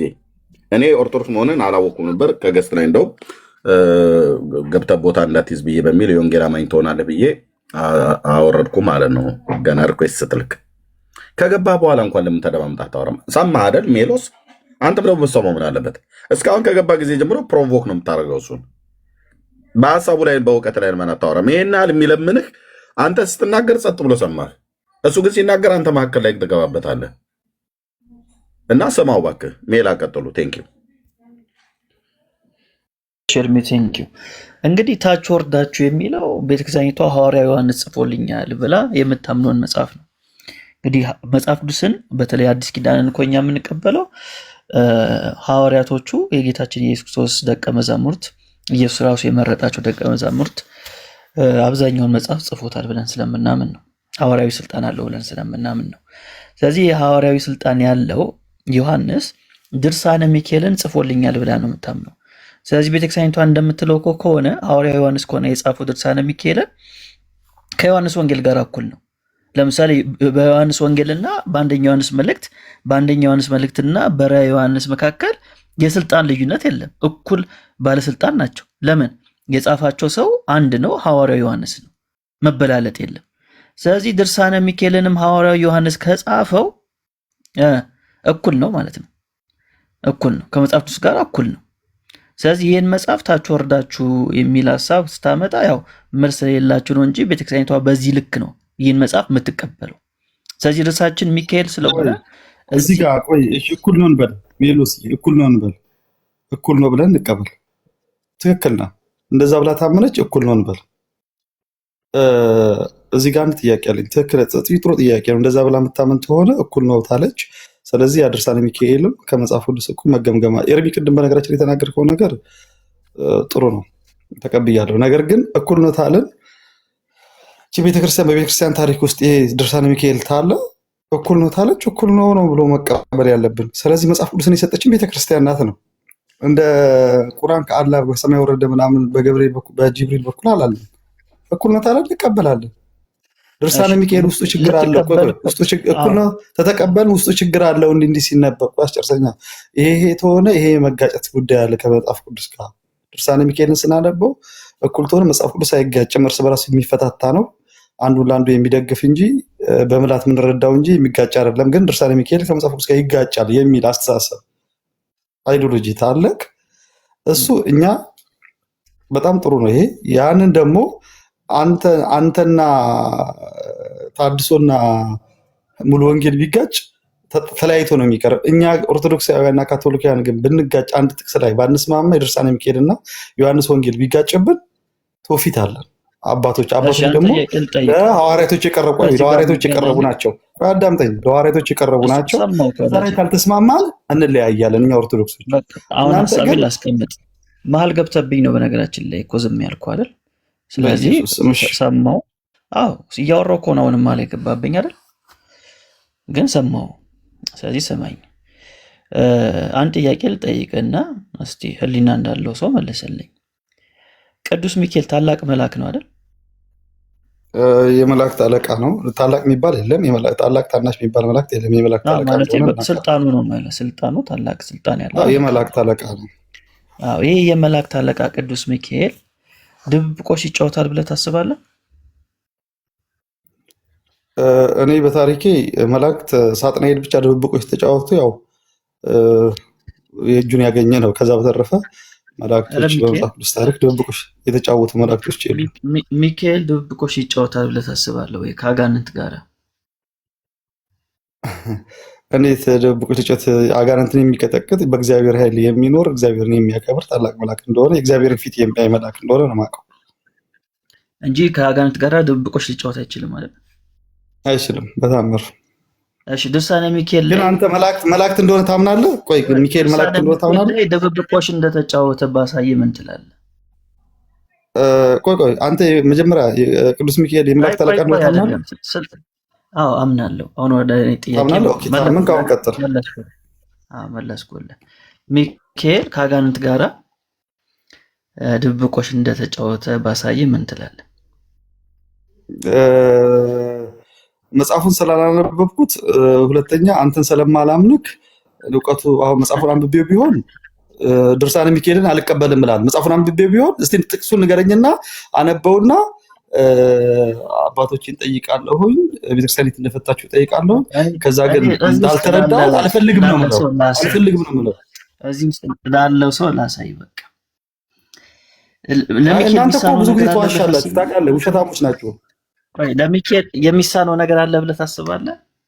ኧረ መዓት የሚሳነው ነገር አለ፣ መዓት የሚሳነው ነገር አለ። የሚሳነው ነገር የሌለው ክርስቶስ ብቻ ነው።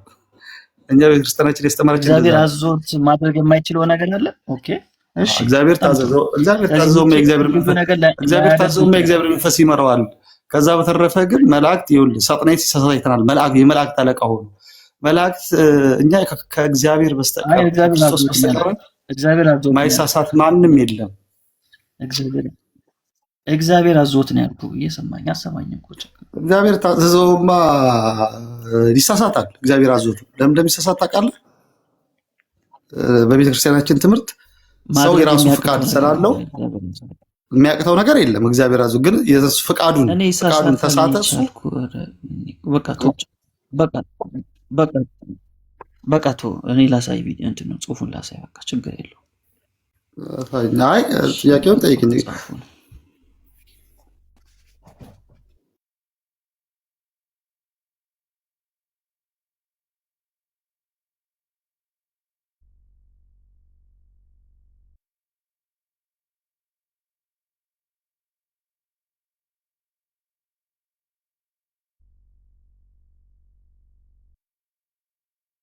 ድምጻችሁ አይሰማኝም። ኔትወርክ ነው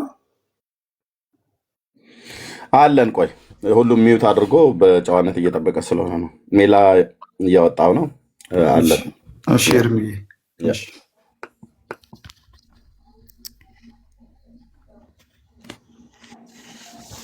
እሺ በደምብ ተከታተሉኝ። እሺ መጀመሪያ ያሳየን ኤርሚ መጽሐፉን አታሳየን። ኮላ ሳያችሁ ነው።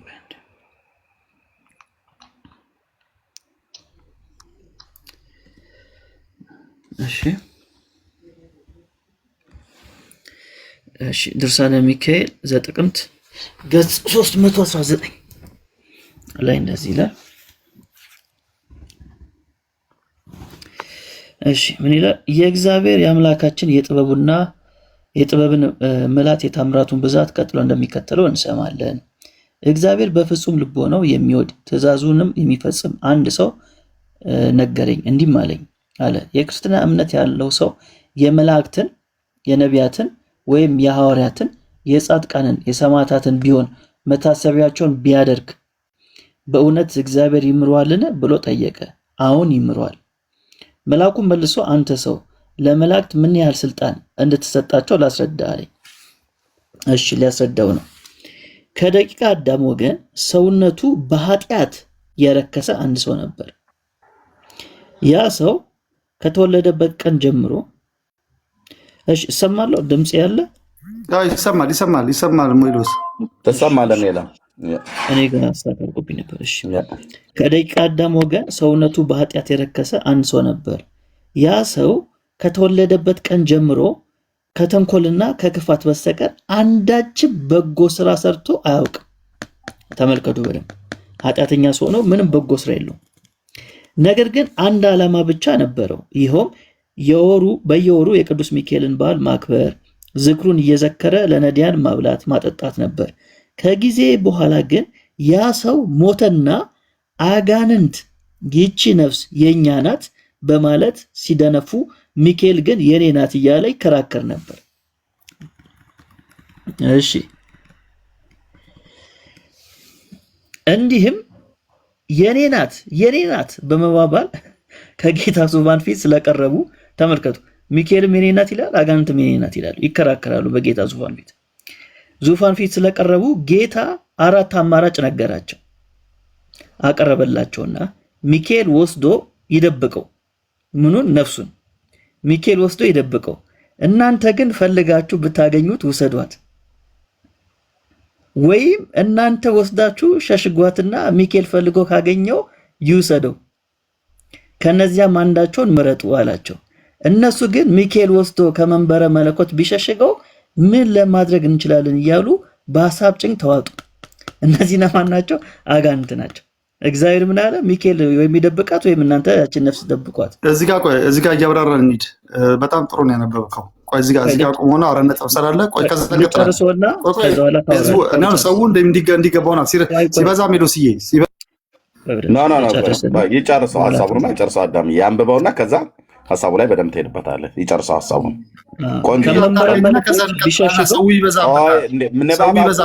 እንደዚህ አይደረግም። እንደዚህ ፕሊስ አትረብሽ። ይህን እየፈታ እንሄዳለን። ቀጥሎ እንሄዳለን። ንባቡ ይለቅ። በመጀመሪያ ኤርሚ ይበዛብኛል። ይህን ሁሉ እንዴት ነው የሚይዘው? ግድ የለም ተፈቷል። ቁጥር በቁጥር ተፈቷል። እንዴ ግድ የለም ትለኛለህ? እስካሁን አንብቧል አይደለ? ከዚህ በኋላ ደግሞ ይቀጥላል። እኔ ካወራሁ በኋላ ይቀጥላል። ይሄ በጣም ያወራውን እኮ ነው የምፈታው እኮ ትፈታዋለህ። ግን እውነት እንዳይወጣ እንዲህ ናቸው። እስካሁን ሚዩት አድርገው ፕሊዝ ወገኔ። በጌታ እንዲህ ያብራራል። ትክክል ነው። ካልሆነ ላስወርድ ነው። እኛ አስወርደን ስለምታጭበረብሩ ነው የምታስወጣኝ። ይሄን ልፍታውና ሜላ ቀጥል። አንተ ስለ ኖርክ ህዝቡ የሚቀመጥ እንዳይመስልህ፣ አንተ ስለወጣ ህዝቡ መሄድ እንዳይመስልህ። እታች ሆነ ትሰማለህ ማለት ነው። ሜላ አንብብና ጨርስ። ቴንኪው ቆንጆዬ። ልብ አንጠልጣይ ተረት ስለሆነ ማለት ነው። ቀጥል። እሺ ድብብቆሽ።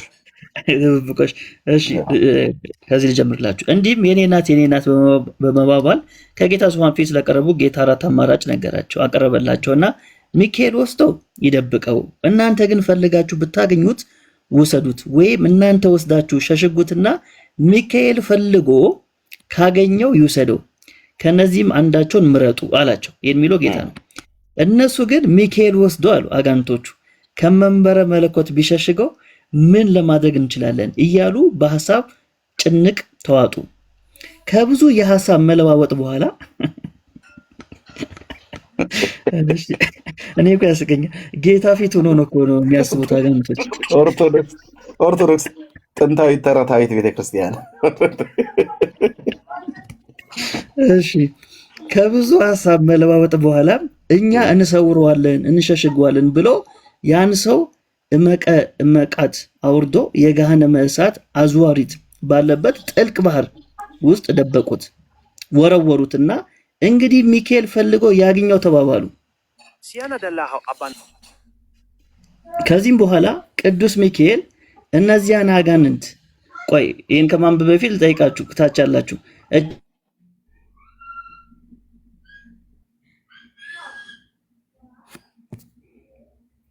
ሜላ ተቋርጠሃል።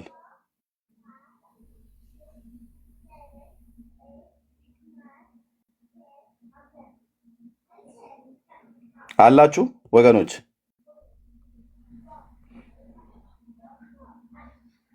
ገስት ላይ ያላችሁ ነው ይሰማለሁ? እሺ አለው።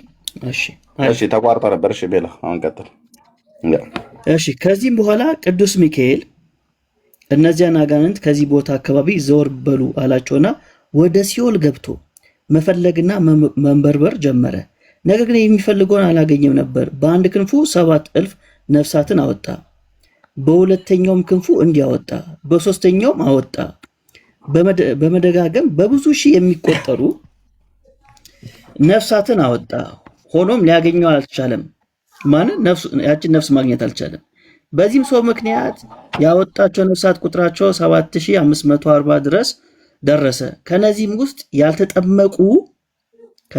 ያልተጠመቁ አረመኔዎች ይገኙባቸው ነበር። ያን ጊዜ የሰማይ መላእክት ሁሉ ይህስ እጅግ በጣም አስደናቂ ነገር ነው አሉ። ያቺ ነፍስ አልተገኘች። ሚካኤል አጣት። እግዚኦ ከዛ እችን ልጨርስላችሁ። ያልተጠመቁ ነው ይላል፣ ያልተጠመቁ ናቸው። ያን ጊዜ የሰማይ መላእክትም ሁሉ ይህንስ እጅግ በጣም አስደናቂ ነገር ነው አሉ።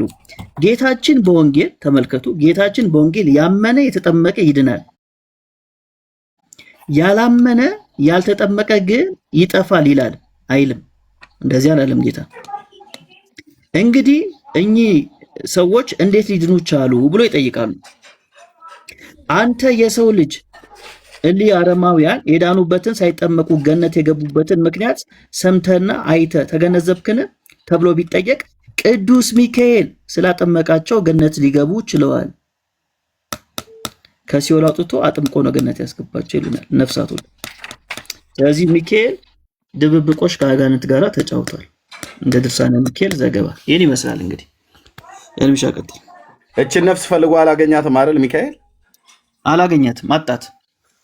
ታዲያ በሲኦል ውስጥ እንኳን ያሉትን ነፍስ ፈልጎ ካላገኘ ይሄ ዝም ብሎ አሁን ጠላ ሲጠጣ የሚውለውን ሰውዬ የት ፈልጎ ያገኘዋል ብለህ ነው? እሱ ነው ጥያቄ እንዴ። ይሄ በየጫት ቤቱ ተሰትሮ የሚውል ጎረምሳን የት ፈልጎ ያገኘዋል? ዙረቱ ይበዛበታል። ፈልጎ አጣ ነው አይደል ብለው ያሉት። እንዲህ ነው የምትቀልዱት አይደል እናንተ በመላእክት ላይ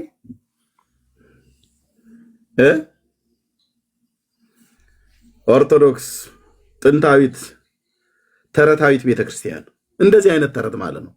መላእክት ድብብቆች ተጫወቱ በጌታ ፊት ቀርበው ማለት ነው። የኔ ነች አይደለችም፣ የኔ ነች። ለዚህ ነው ቁንጽል እውቀት ይዛችሁ ስትሉ የነበረ የእናንተን ሙሉ ነው። እንደዚህ አንቦርቅቀን ስናየው ኑ እስኪ መልሱልን። ናኪነ ጥበብ እስኪ መልስልን ይሄን ድብብቆሽ። ማረቤን ያያችሁ ልጆች ባካችሁ አይነት እኮ ነው። ነፍስ ደብቆ ሚካኤል አጣ፣ ዲያብሎስ ሄዶ ደብቆ አጣ። በእርግጥ እኮ የገድለ ክርስቶስ አምራይም ላይ እኮ እንደዚህ ብለው ነግረውናል። እሺ ምን ትላለህ ኪነ ጥበብ? ምንድን ነበረ? አልሰማሁም። አልሰማህም? አልሰማህም አይደል? ብዙም አልሰማሁም። በቃ ካልሰማታችሁ ረድ ቴንክ ዩ። ሌሎች የሰማችሁ ሰዎች ነው። አልሰማም እሱ።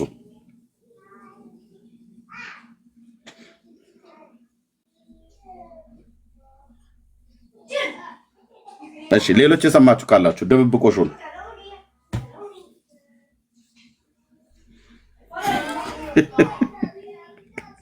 እኔ እኮ ኦርቶዶክስ በጣም በእውነት ምንድን ነው ፈኒ ነች እንዳልል ቄሶች ናቸው። የኮሜዲያን ስብስብ እንዳልል ቄሶች ናቸው ያሉት።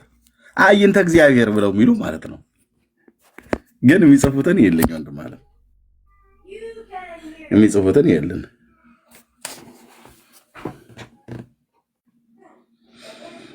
ዘወርሃ ጥቅምት ያነበበው ሜላ ማለት ነው። የስንክሳሩንም ቀድሞ አነበበብኝ ሜላ። አሁን ሰውን እኮ በተንከው፣ በቃ በተንከው። ማንም አይገባም። አሁን ሮያልሽ ምን ትላለህ? ይሄን ስለዚህ ድብብቆሽ እንጠብቃለን ካንተ ጮማ የሆነ መልስ ማለት ነው። ሮያል ማይክ ክፈት። ፈርቶ መቀመጥ የለም። ድብብቆሹን ምን አልክ? ምን አልከኝ ኤርሚያስ? ድብብቆሹ ላይ ምን አልክ? እንኳን ደህና መጣ። ምንም ነገር አለ። እኔ ኳስ እያየሁ ነው። ባይዘው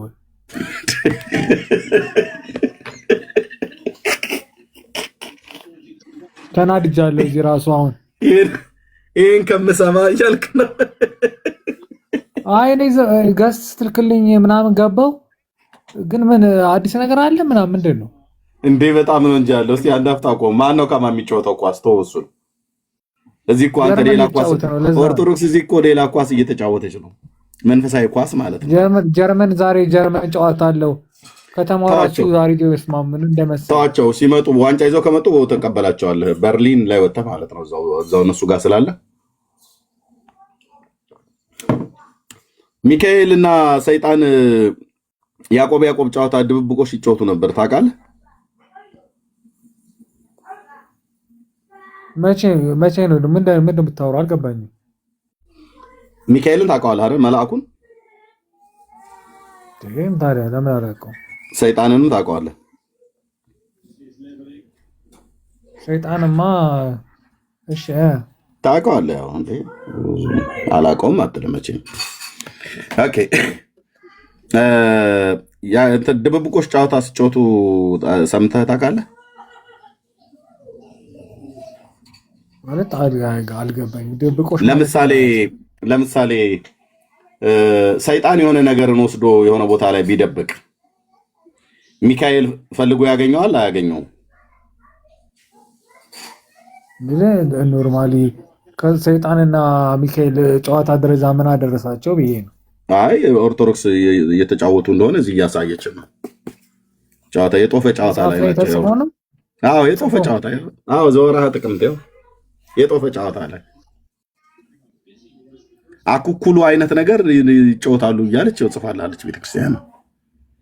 ግን እያንዳንዱ ነገር እኔ ግራ የሚገባኝ አንድ ነገር አለ። እንትን ይተነተናል የሚባል ነገር አለ አይደለ? ማለት ማንም ይተነተናል። ይኸው ተተንትኗል። ግዕዙ አማርኛ ይኸው ተተንትኗል። ኖ አይደለም። ለምሳሌ ገለጻ አለው። አሁን ያ ነገር ድብብቆሽ ተጫወቱ ምናምን ብለህ ቢባል ያ ነገር ግን ፍች አለው የሚባል ነገር አለው አይደል? እሺ ትፈተዋለህ። እሺ ግን ሚካኤልና ሰይጣን እንደዛ ይጫወታሉ ወይ ነው? ድብብቆሽ ይጫወታሉ? ኖ ያ ነገር ፍች አለው። ድብብቆሹ ነው ፍች ያለው። ድብብቆሹ ነው ፍች ያለው። ያው ድብብቆሹ ሰይጣን ሚካኤል ወይ ሚካኤልን እየፈራ የተደበቀው ነው አንድ ነገር ብቻ። ሚካኤልስ ሰይጣን የደበቀውን ያገኘዋል አያገኘውም ነው ያልኩህ። ኖ እንትን ሆነብኝ ነገሩ ማለት ኖርማሊ ከእንትን አለፈ። እሺ ቆይ ሚካኤል ማለት ሰይጣን ሚካኤል የሆነ ነገር ወስዶ የሆነ ቦታ ወስዶ የሆነ ነገር ቢያስቀምጥ ሚካኤል ማለት ነው። ሰይጣን ያንን ነገር ፈልጎ ማግኘት ይችላል? አዎ እንዴት አያገኘው? ሰይጣን ፈልጎ ማግኘት ይችላል አይደል? አዎ ሚካኤል አያገኘውም፣ እንደውም ሰይጣን ነው የሚያገኘው። ኦኬ ሰይጣን ያገኛል፣ ሚካኤል አያገኘውም፣ ሰይጣን ያገኛል። በቃ ይሄ እኮ ነው ታዲያ ቤተክርስቲያንም እንደዚህ ነው የጻፈችው። ሚካኤል ማግኘት አይችልም ሰይጣን የደበቀውን፣ ሰይጣን ግን ሚካኤል የደበቀውን ማግኘት ይችላል። ዚስ ኢዝ ኦርቶዶክስ።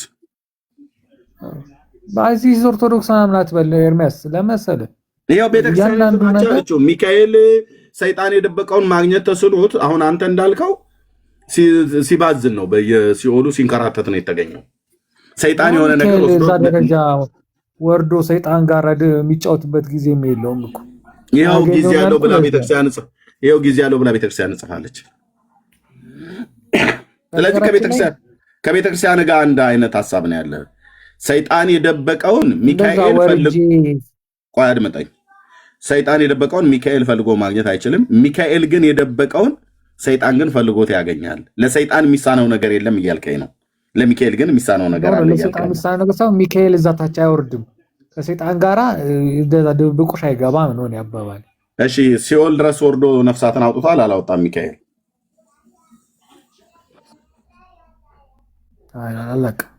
እኔ አንብቤ አላውቅም እንደዚህ አይነት ነገሮች። አንብቤ አታውቅም አይደል? እና አንብብልህ። በፈጣሪ ፍቃድ ሊያወጣ ይችላል እኮ እና አንብብልህ።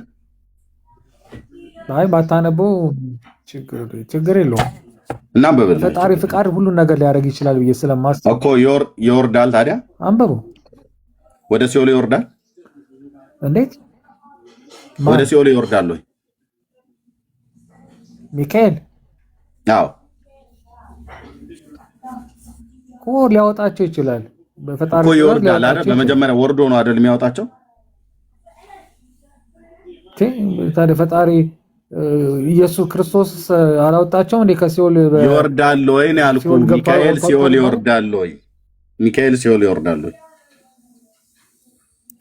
ያወጣቸዋል ካልክ እኮ ወረደ ማለት እኮ ሲኦል ገባ አይደለም? ኦኬ። ስለዚህ እዛ ታች ድረስ አይወርድም አትበለኛ። ታዲያ ቅድም እኮ እዛ ታች ድረስ አይወርድም፣ እንደዚህ አይነት ቃቃ ጫወታ አይጫወትም አትበል።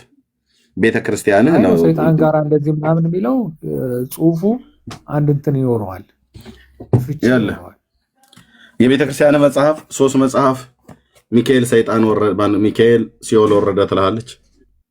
ነፍስ ዘግኖ ለማውጣት ሚካኤል ሲኦል ወረደ ትላለች።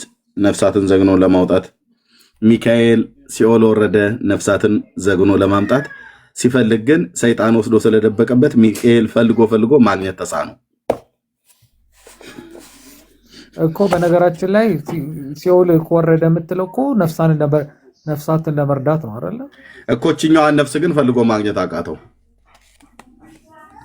እነዚህ ጋር ዘገነ፣ ጨለፈ፣ አወጣ፣ በክንፉ አንጠልጥሏቸው ተሸክሟቸው አወጣ ብላችሁ የጻፋችሁ ዘንድ አንድ ጥያቄ ልጠይቅ እፈልጋለሁ። ለምን ትጠይቀኛለህ? እኔ እየጠየቁ ሚካኤል እችን ነፍስ ፈልጎ አጣት ይላል። እሺ ዘገነ፣ ተደበቀችበት ምናምን አቅማቱ እሱ ምናምን እንበለውሽ ግን እንበለው አይደለም። ቤተክርስቲያን ተደበቀ ብላ ትላለች። አንተም እኮ አልከው። ለምን እንበለው አይደለም? እሺ ጻፈች ይባልሽ አለች ቤተክርስቲያን። አንተም እኮ አልከው ታዲያ። ስለዚህ ሚካኤል አቅመ ቢስ ነው እያልከን ነው አይደል? አይደለም። ሚካኤል እዛ ታች ድረስ ወርዶ ከሰይጣን ጋር ድብብቆሽ አይጫወትም ነው ያለው። ይኸው ወርዶ ተጫወተ ትላለች ቤተክርስቲያን። ሲኦል ወርዶ በቃ ፍቺ ነው። አንድ ነገር ልንገርህ፣ ልጠይቅህ። እኔ ደግሞ አይቻልም መጠየቅ። እኔ አጠይቀኝም አላልኩም፣ ግን ሲኦል ድረስ ወርዶ ድብብቆሽ ሲጫወት ነፍስን በመደበቅ ሰይጣን ሲደብቅበት ሚካኤል ፈልጎ ማግኘት ተሳነው ብላ ቤተክርስቲያን ጻፈች። አንተ ያነበብነውን የጻፈችውን እንኳን ሳናነብልህ ስጠይቅህ፣ አዎ ሚካኤል ቢደብቅ ሰይጣን ፈልጎ ያገኝበታል። ቆይ ሚካኤል ቢደብቅ ሰይጣን ፈልጎ ያገኝበታል አልከኝ። ሰይጣንስ ቢደብቅ ሚካኤል ፈልጎ ያገኛሉ ቢል ስለ አይ ሚካኤልማ አቅሙ ውስን ነው ፈልጎ ማግኘት አይችልም፣ የሰይጣንም አይችልም ነው ያልከው። አላልኩም። ሚካኤል ሰይጣን የደበቀበትን ሚካኤል ፈልጎ ማግኘት ያልተቻለው ለምንድን ነው? ግን እያነፈነፈ ሊያገኝ ይችላል ነው። ሚካኤል ለምንድን ነው አነፍንፎ ማግኘት የማይችለው? ኃይሉ ውስን ስለሆነ አይደል? ኖ ለአሁን እዚህ ላይ እኮ አንድ ነገር ልንገርህ። ምንድን ነው ሰይጣን ሊያሳስት ይችላል ነው እኮ በቃ። ሰይጣን አነፍንፎ አገኘ ማለት የተባረኩ ሰዎች በቃ አንተ አሁን ተናዳሃል። ኳስ እያየ ነው ሚዩት አድርገህ ኳስ ይዘው በቃ ጀርመኖችን ነው ልጠይቅ በቃ። አይ ቆይ በኋላ ጠይቀናለህ። ሚዩት አድርገውና ኳሱ ነኝ ኳሱ ነኝ እዛ እኔ ወይ ገብቶባችኋል ወይ ስታችኋል። ልክ እዚህኛ ጋር መጥተህ ሚካኤል ፈልጎ ማግኘት አይችልም፣ ሰይጣን ግን ጥበበኛ ነው ፈልጎ ማግኘት ይችላል ብለህ ትላናለህ። ኦኬ ከዚህ ያለፈ ነገር የለም። ሜላ በግዱ ኦርቶዶክሳዊ ወንድም ነው አውራው። እንኳን ደህና መጣህ በግዱ። እንኳን ደህና ቆያችሁኝ። ሰላም ነው፣ እንዴት ናችሁ? እየሰማህ ነው እንወያይበት የነበረው? አይ በቅርብ ጊዜ ነው የገባሁት። እየሰማችሁ ነበር። እስኪ ሜላን አውራው። ሜላ አውራው ኦርቶዶክሳዊ ወንድም ነው። በጣም በጨዋነት የሚያወራ ወንድም ነው። እንዴት ነህ? ሰላም ነው? ሰላም እንዴት ነው? አለሁ እግዚአብሔር ይመስገን። እሺ ድምጽ ትንሽ ታፍኗል። እስቲ አውራ። ያን ያህል እንትን ሰዎች ምናምን ስላለ አለመረበሽ ነው። አይ አሪፍ ነው። አሁን አሪፍ ነው። እሺ ስለ ቅዱስ ሚካኤል እያወራን ያለ ነውና ከሚካኤል ጋር በተገናኘ ዛሬ እንኳን ቀን አልፏል። ሰኔ 12ን ታከብራለህ አይደል? አዎ። ኦኬ ለምንድን ነው የምታከብረው? ሰኔ 12ን ሳይሆን ሁሉንም ቀን ነው የማከብረው። በእርግጥ ከ1 እስከ 30። እሺ ስፔሲፊካሊ ስለዚህኛው ቀን እናውራ። ስለዚህኛው ቀን ስናወራ ያው ሁልጊዜም እግዚአብሔር ነው የሚከብረው። በየትኛውም ቀን ከዓመት እስከ ዓመት 365 ቀን እግዚአብሔር ይከብራል። እግዚአብሔር ስሙ ይወደሳል። ፍቃዱ ሆኖ እድሉን ስናገኝ በተለያዩ ቅዱሳን አማካኝነት እናከብረዋለን እግዚአብሔርን። ትንሽ አሁን እኔ እንደውም ፕሮቴስታንት ላይ ማለት ፍጡራን እና እንደዚህ ቅዱሳን የሚባሉት ላይ ነው እንጂ መላእክት ላይ ያን ያህል ጸጽ አለ ምናምን ብላችሁ ታምናላችሁ ብዬ አላስብም ነበረ። አዲስ የሆነብኝ ራሱና በጣም ብዙ ሕጸጽ ነው እንጂ ያለው ከጸጽም አብዛኛው ሕጸጽ እንደውም ያለው እነሱ ላይ ነው። በተለይ ሚካኤል ላይ ነው ያለው ብዙ ሕጸጽ ያለው። በኦርቶዶክስ አስተምሮ እንደውም መላእክት ላይ ነው። ለምሳሌ መላእክቶች ሚካኤል ሲኦል ገብቶ ነፍሳትን አውጥቶ ያጠምቃል ማለት አረዳድ ላይ ነው እንጂ እንዲህ ያለ የሆነ ጥሬ አማርኛዎችን መጠቀም በነገራችን ላይ እኔ እንደ ኦርቶዶክሳዊ ትክክል ነው ብዬ አላስብም። እሺ ድርሳነ ሚካኤል አንድምታ አለው? ድርሳነ ሚካኤል ሳይሆን ሁሉም ነገሮች በቀና መንገድ እንዲታዩ ነው እንደ ሃይማኖት እንትን የምለው የምቀበለው። ያን ያህል ማለት እኔ ፕሮቴስታንት ላይ እንደዚህ የሆነ ተቃውሞ የለኝም። ፕሮቴስታንቶች ቢቀበሉ እኮ ገብቶኛል እና ቢቀበሉ ብዬ የማስባቸው ነገሮች ይኖራሉ እንጂ አሁን ለምሳሌ የሆነ ብዙን ጊዜ የሆነ የፈጣሪ የሚባሉ ነገሮች አሉ አይደለ? በቃ ፈጣሪ ብቻ ማድረግ የሚችላቸውን ነገሮች የሆነ ለፍጡራን መስጠት ምናምን የሚባለው ነገር ላይ እኔም አልስማማም። አይ ኦርቶዶክስ ቤተክርስቲያን የፈጣሪን ቦታ ለሚካኤል ሰጥታለች። ይሄ እኮ ምንም ግልጽ ነው። እስቲ ለምሳሌ አንተ እስኪ ለሚካኤል ሰጥታለች የምትለውን የፈጣሪን ቦታ ንገረኝ። እሺ ፍጥረት ሁሉ ጸሎት የሚያቀርበው ለማን ነው? ለእግዚአብሔር።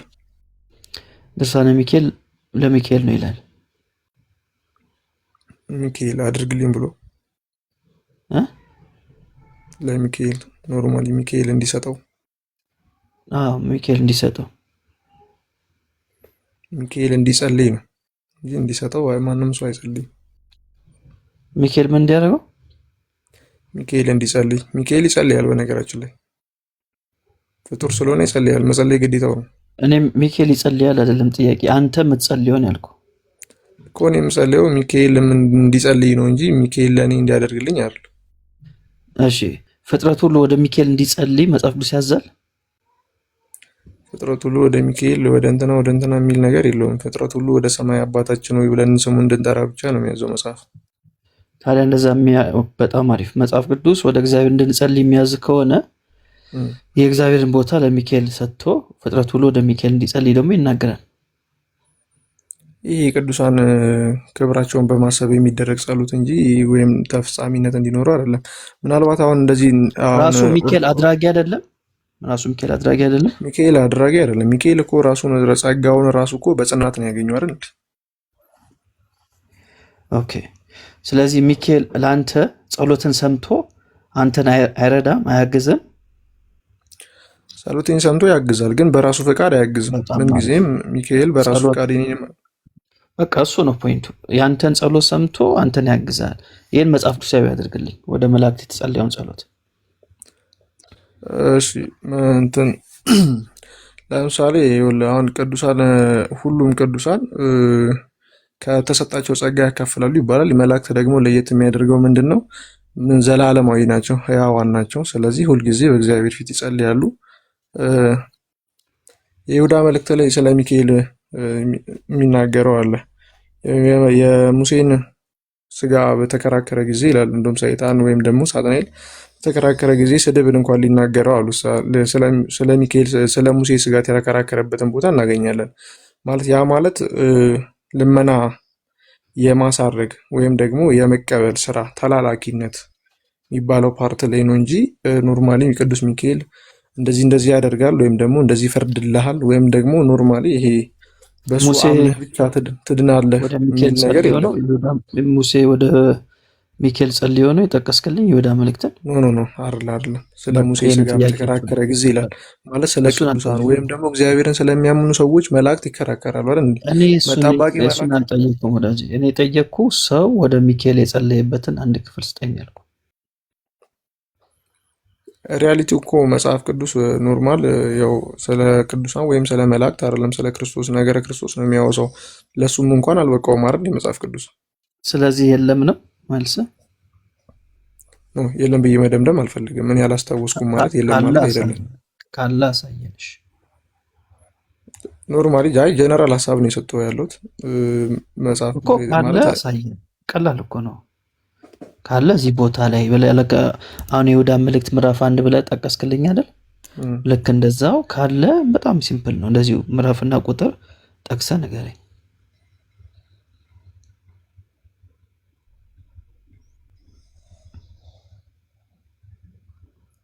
እሺ ዕብራውያን 1:14 እስቲ ወንድሜ እያገዘኝ ነው። እስኪ አንብበው። እስኪ ዕብራውያን 1:14 የሚለውን እስኪ አንብብልኝ መጽሐፍ ቅዱስ እጅ ላይ ካለ፣ እኔ የማይመች ቦታ ስላለው። እሺ ዕብራውያን 1:14 ስለ ጸሎት አያወራም። እንደሚያግዙ የሚላኩ የሚያገለግሉ መናፍስት እንደሆኑ ነው የሚናገረው እንጂ ወደ መላእክት ጸልዩ። ማገዝ ማለት ምን ማለት ነው? እኔ ስለ ጸሎት ነው የጠየቅኩ። ወደ መላእክት የጸለየ ሰው ነው የጠየቅኩ። ወዳጅ እገዛ የሚሰጠኝ ከሆነ እኔ ወደ አንተስ ብጸልይ፣ ለምሳሌ አንተ ጸልይልኝ እስቲ የሚሉት ዛሬ ብለም ችግር አለ ነው። ወደ እኔ አትጸልይ፣ ምንም አልፈልግም። ወደ እኔ ጸልይ። ኖርማሊ ጸሎት ስለ ይሄ እንትን ለማና እኮ አድኔ ምናምን ብዬ አይደለም ልናስጥል እየሞከርኩ ወደ እኔ ድረስ። አዳምጠኛ፣ መጀመሪያ ተረዳ፣ ለመመለስ አትቸኩል። አይ ወደ አንተ በጸልይ እኮ አልከኝ። ልክ አይደል? ወደ አንተ በጸልይ ስለ ይኸውልህ፣ መጀመሪያ አዳምጠኝ፣ ለመመለስ አትቸኩል፣ ተረዳ መጀመሪያ። ሜሎስ በቃ የሆነ ችግር ውስጥ ነኝ ጸልይልኝ ብልህ ምን ችግር አለው ነው? እኔ አልጠየቅኩም። ጸልይልኝ አይደለም ሀሳቡ። ታዲያ በቃ ይሄ እኮ ነው ሀሳቡ። እና ታዲያ ሚካኤልን እኮኛ ያለው እናንተ እኮ የመረዳት እኮ ነው። አሁን ይኸውልሽ ብራዘር፣ የመረዳት እኮ አቅም የመረዳት አቅም እኮ ነው። እኛ ሚካኤልን እኮ ማለት ነው የክርስትና እንደዚህ የሆነ በቃ እንትን ከዘር መርገም አድነህናል ወይም ደግሞ ፈራጅ አንተ ነህ፣ በምጽአት በመጣ ጊዜ በአንተ ስም እንድናለን እኮ አላልነው ብላችኋል። በጣም ጥሩ ባለሰባ እንደዛ አንለው። በጣም ጥሩ ፖይንት አመጣልኝ በግዱ። በምጽአት ቀን ሚካኤል ዋሱ ነው ያድናል። በምጽአት ቀን ሚካኤል ዋሱ ነው ያድናል። ከሞትኩ በኋላ ሚካኤል ምንም አያደርግልህም። እንደኔ አስተሳሰብ ድርሳነ ሚካኤል ላይ ዋሱ ይሆናል በምጽአት ቀን ይላል። እንደውም ጥሩ ፖይንት አመጣልኝ። አንልም ብለኸኛል። ይኸው ድርሳነ ሚካኤል ላይ ይናገራል። ማስረጃ ለማቅረብ ይችላል። እኔ አሁን ማለት ነው እንትና ተናገር ማነው ኤርሚ ቢሆን አሁን እኔ ይረዳኛል። ታውቃለህ ከኤርሚ ጋር በደንብ ነው የተገናኘው። አንልም አልከኝ እንደምትል ደግሞ እኔ ማስረጃ አመጣው ለድርሳነ ሚካኤል ላይ እንደዚህ አንልም በምጽአት ቀን አልክ። ቤተክርስቲያኒቷ እንደምትል ደግሞ ድርሳነ ሚካኤል ላይ ተጽፏል። በምጽአት ቀን ዋሳችን ሚካኤል ነው ይላል።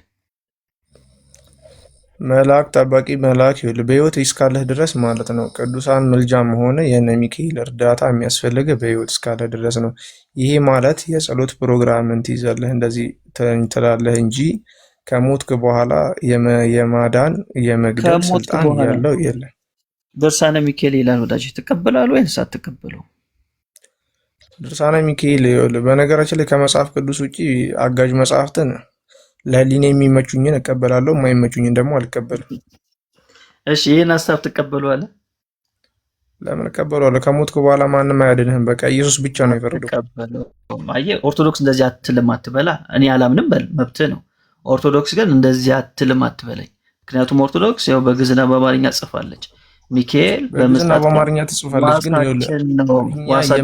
ማለት አሁን እኔ አንተ በአጭር አማርኛ ነው የጠየቀኝ ታውቃለህ አይደል? አጭር አማርኛዋን ብቻ ነው እኔ የመለስኩልህ።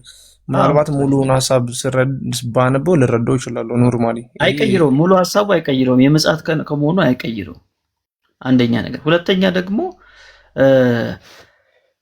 ሚካኤል ጠበቃህ ነው አሁን ላይ? ያው እሺ ማስረጃ ከመጽሐፍ ቅዱስ ሚካኤል ጠበቃ ስለመሆኑ እሺ እኔ አሁን እኮ የጥቅስ ሰው አለመሆናችን እኮ እዚህ ጋር ነው የሚጎዳን። እሺ ማቴዎስ ወንጌል ላይ ኖርማሊ ጀነራል ሀሳብ ነው የምነግርህ። አይደብርህም አይደል? ጥቅሱን እዚህ ቦታ በላይ የማለት ሀሳብ ከሌለ ማለት ነው። ሀሳቡን እስቲ ንገረኝ ካለ መጽሐፍ ቅዱስ ላይ። እሺ ለምሳሌ ስለ ጠባቂ የሚናገር አላየም? ጠባቂ መልአክ እንዳላት አንድ ይሄ ክርስቶስ በምሳሌ በሚያስተምርበት ጊዜ ይቺ በለስ ለሚቀጥለው ዓመት ተቆረጥ ብሎ ጠባቂዋ ተማጸነላት የሚል ታሪክ ታስታውሳለህ? ማቴዎስ ወንጌል ላይ ስለ በለስ እያወራ አስታውሳለሁ። ያ ማለት ጠባቂ ይቀመጥልሃል ማለት ነው። ጠባቂ ማለት እንግዲህ የሆነ በለስ ማለት የሰው ልጅ ነፍስ ናት። ከዛ ደግሞ ጠባቂ የሚለው መላእክቶቿን ነው። ትቀመጥ፣ እድሜ ይጨመርላት፣ ወደ ቀና መንፈስ ትመለሳለች። ይሄ ምድር ላይ ነው እያልኩ ያሉት። እኔ ኖርማሊ ከሞትኩ በኋላ የሆነ የሚያድነኝ ጻድቅ አለ ብዬ አላምንም በራሴ። እሺ እሱን ክፍል አባቶች ኢየሱስ ነው ብሎ የፈቱትን ትቀበላለህ? እሱን ክፍል አባቶች ኢየሱስ ነው እንደዛ የሚለው ብሎ የፈቱበትን መንገድ ትቀበላለህ? ኢየሱስ ነው ማለት ኢየሱስ ነው። እዛ ጋር ጠባቂ የተባለው ኢየሱስ ነው። ስለኔና ስላንተ የንስሐ ዕድሜ እንዲኖረን የሚያደርገው ኢየሱስ ነው ብሎ ፈተዋል። እሱን ሀሳብ ትቀበላለህ? የንስሐ እድሜ እንዲኖረን የሚያደርገው ኢየሱስ ነው። ኢየሱስ እኮ በቃ ኖርማሊ ኢየሱስ ጀነራል አምላክ ነው እኮ አለቀ፣ ጨረስን። ምንም መማፀን ምናምን የሚባል ነገር የለም። ስለ ሚካኤል አይደለም የሚያወራው። በአባቶችም ትምህርት ኢየሱስ ነው ብሎ ነው የፈቱት። ስለዚህ አሁን ግልጽ የሆነ የመጽሐፍ ቅዱስ ክፍል ስጠኝ። ሚካኤል አይ በፈለግከው መንገድ አይደለ። እንደዛ ከሆነማ እኔም በፈለግኩት መንገድ ነው አሳየን። ኢየሱስ ነው የተፈታበትን ያሳየን። ኦርቶዶክሳዊ አንድ ነገር አለ። ሜሎስ ወንድሜ አንድ ነገር አለ። ፕሮቴስታንት እና ኦርቶዶክስ የምንለያይበት ትልቁ ሜን ፖይንት ስለ መጽሐፍ ቅዱስ እኛ ሀሳቡ መጽሐፍ ቅዱስን በብዙ መንገዶች ተንትኖ ማየት ግዴታ ነው ብለን እናስባለን። እናንተ ደግሞ ሪል አይምሮ ላይ እንደመጣው ነው የምትናገረው። ያ ትንሽ ሊያጋጨን ይችላል። አልከለከልኩም፣ ማስረጃ ስጠኝ ያልኩ ነው ከቅድም ጀምሮ። ስለዚህ አሁን ተናግረህ እኮ አንተ ኢየሱስ ነው እያልክ እየዘጋህብኝ ነው። እኔ ደግሞ ኢየሱስ ሕያው አምላክ ነው፣ ምንም ጠባቂ ምናምን ተማጽኖ አስቀምጧል። ትቀበላለህ ወይ? ተማጽኖት የሚባል ነገር የለም። ኢየሱስ ጋር ተማጽኖት የሚባል ነገር የለም። ወዴት ነው እሱ ተማጽኖት? የአባቶች ትርጉም የኔ ትርጉም አይደለም እንዴ? ትቀበላለህ የአባትን ትርጉም? እስቲ የትኛው ምንድን ነው የሚለው? እስቲ አንድምታውን አሳየኝ እስቲ። እንደዚህ የሚለው ፍቺ አለ አንተ በእጅ ላይ አሁን አለኝ፣ አሳያለሁ። ግን አንተ ትቀበላለህ ወይ? ካሳየው ትቀበላለህ? ኢየሱስ ነው ትላለህ? መላእክቶች አይደሉም ኢየሱስ ነው ትላለህ? የኢየሱስ ስራ አምላክነት እንደሆነ ስለማቅ ችግር የለውም፣ አልቀበልም። ብታሳየኝም አልቀበልም። ግን ሌላ ሊቀበል የሚችል ሰው ስላለ በእኔ ምክንያት አሳየኝ።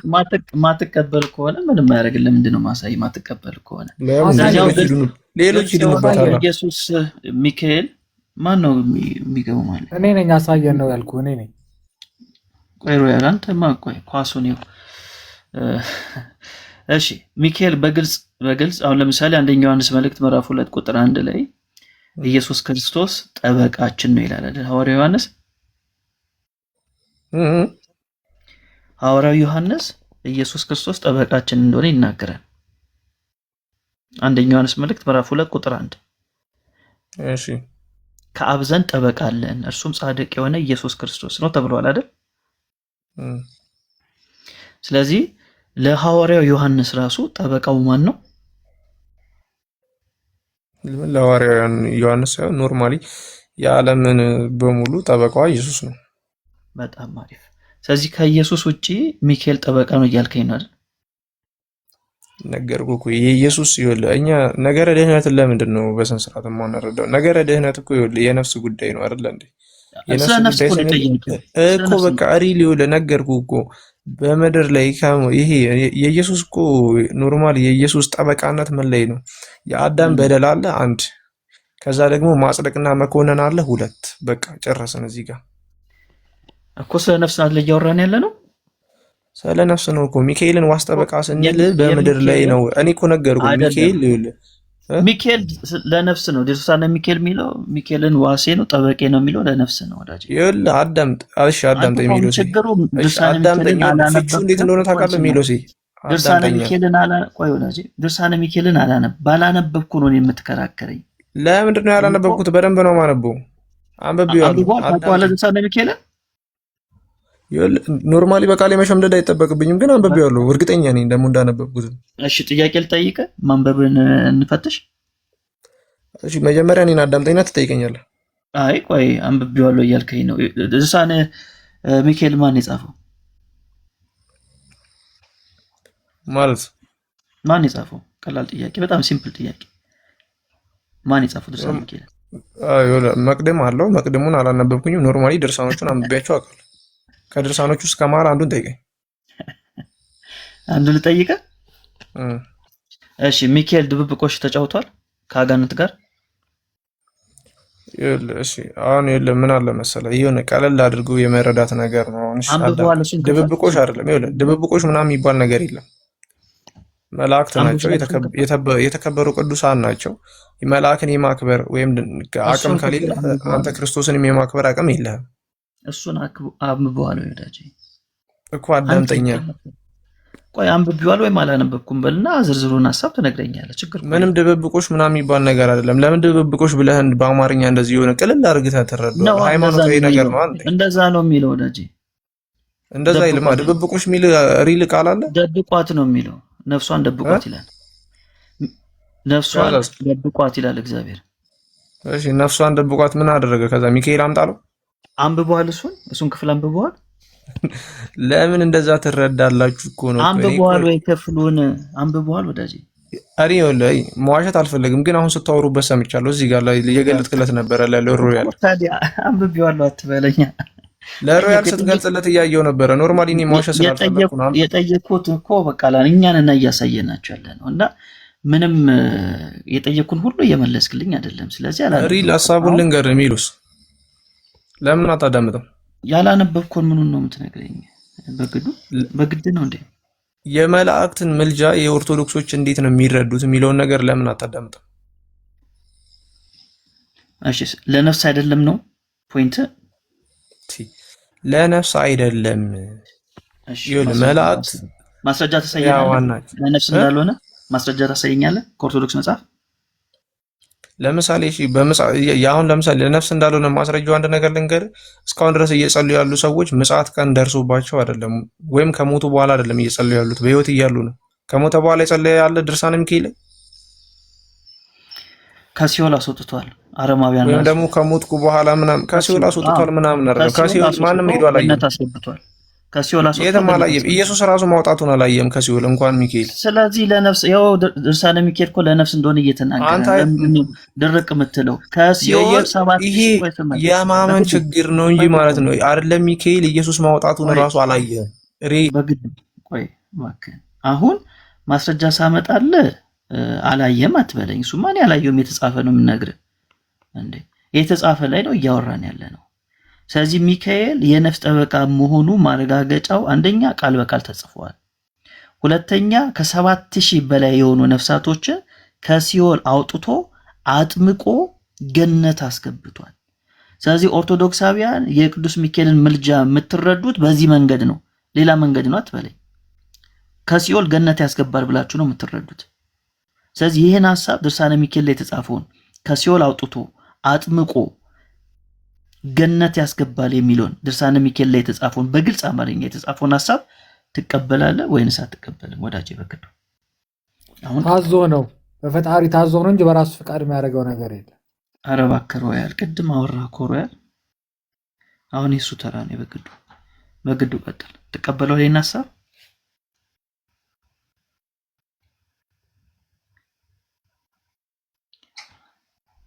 በግዱ ወዳጄ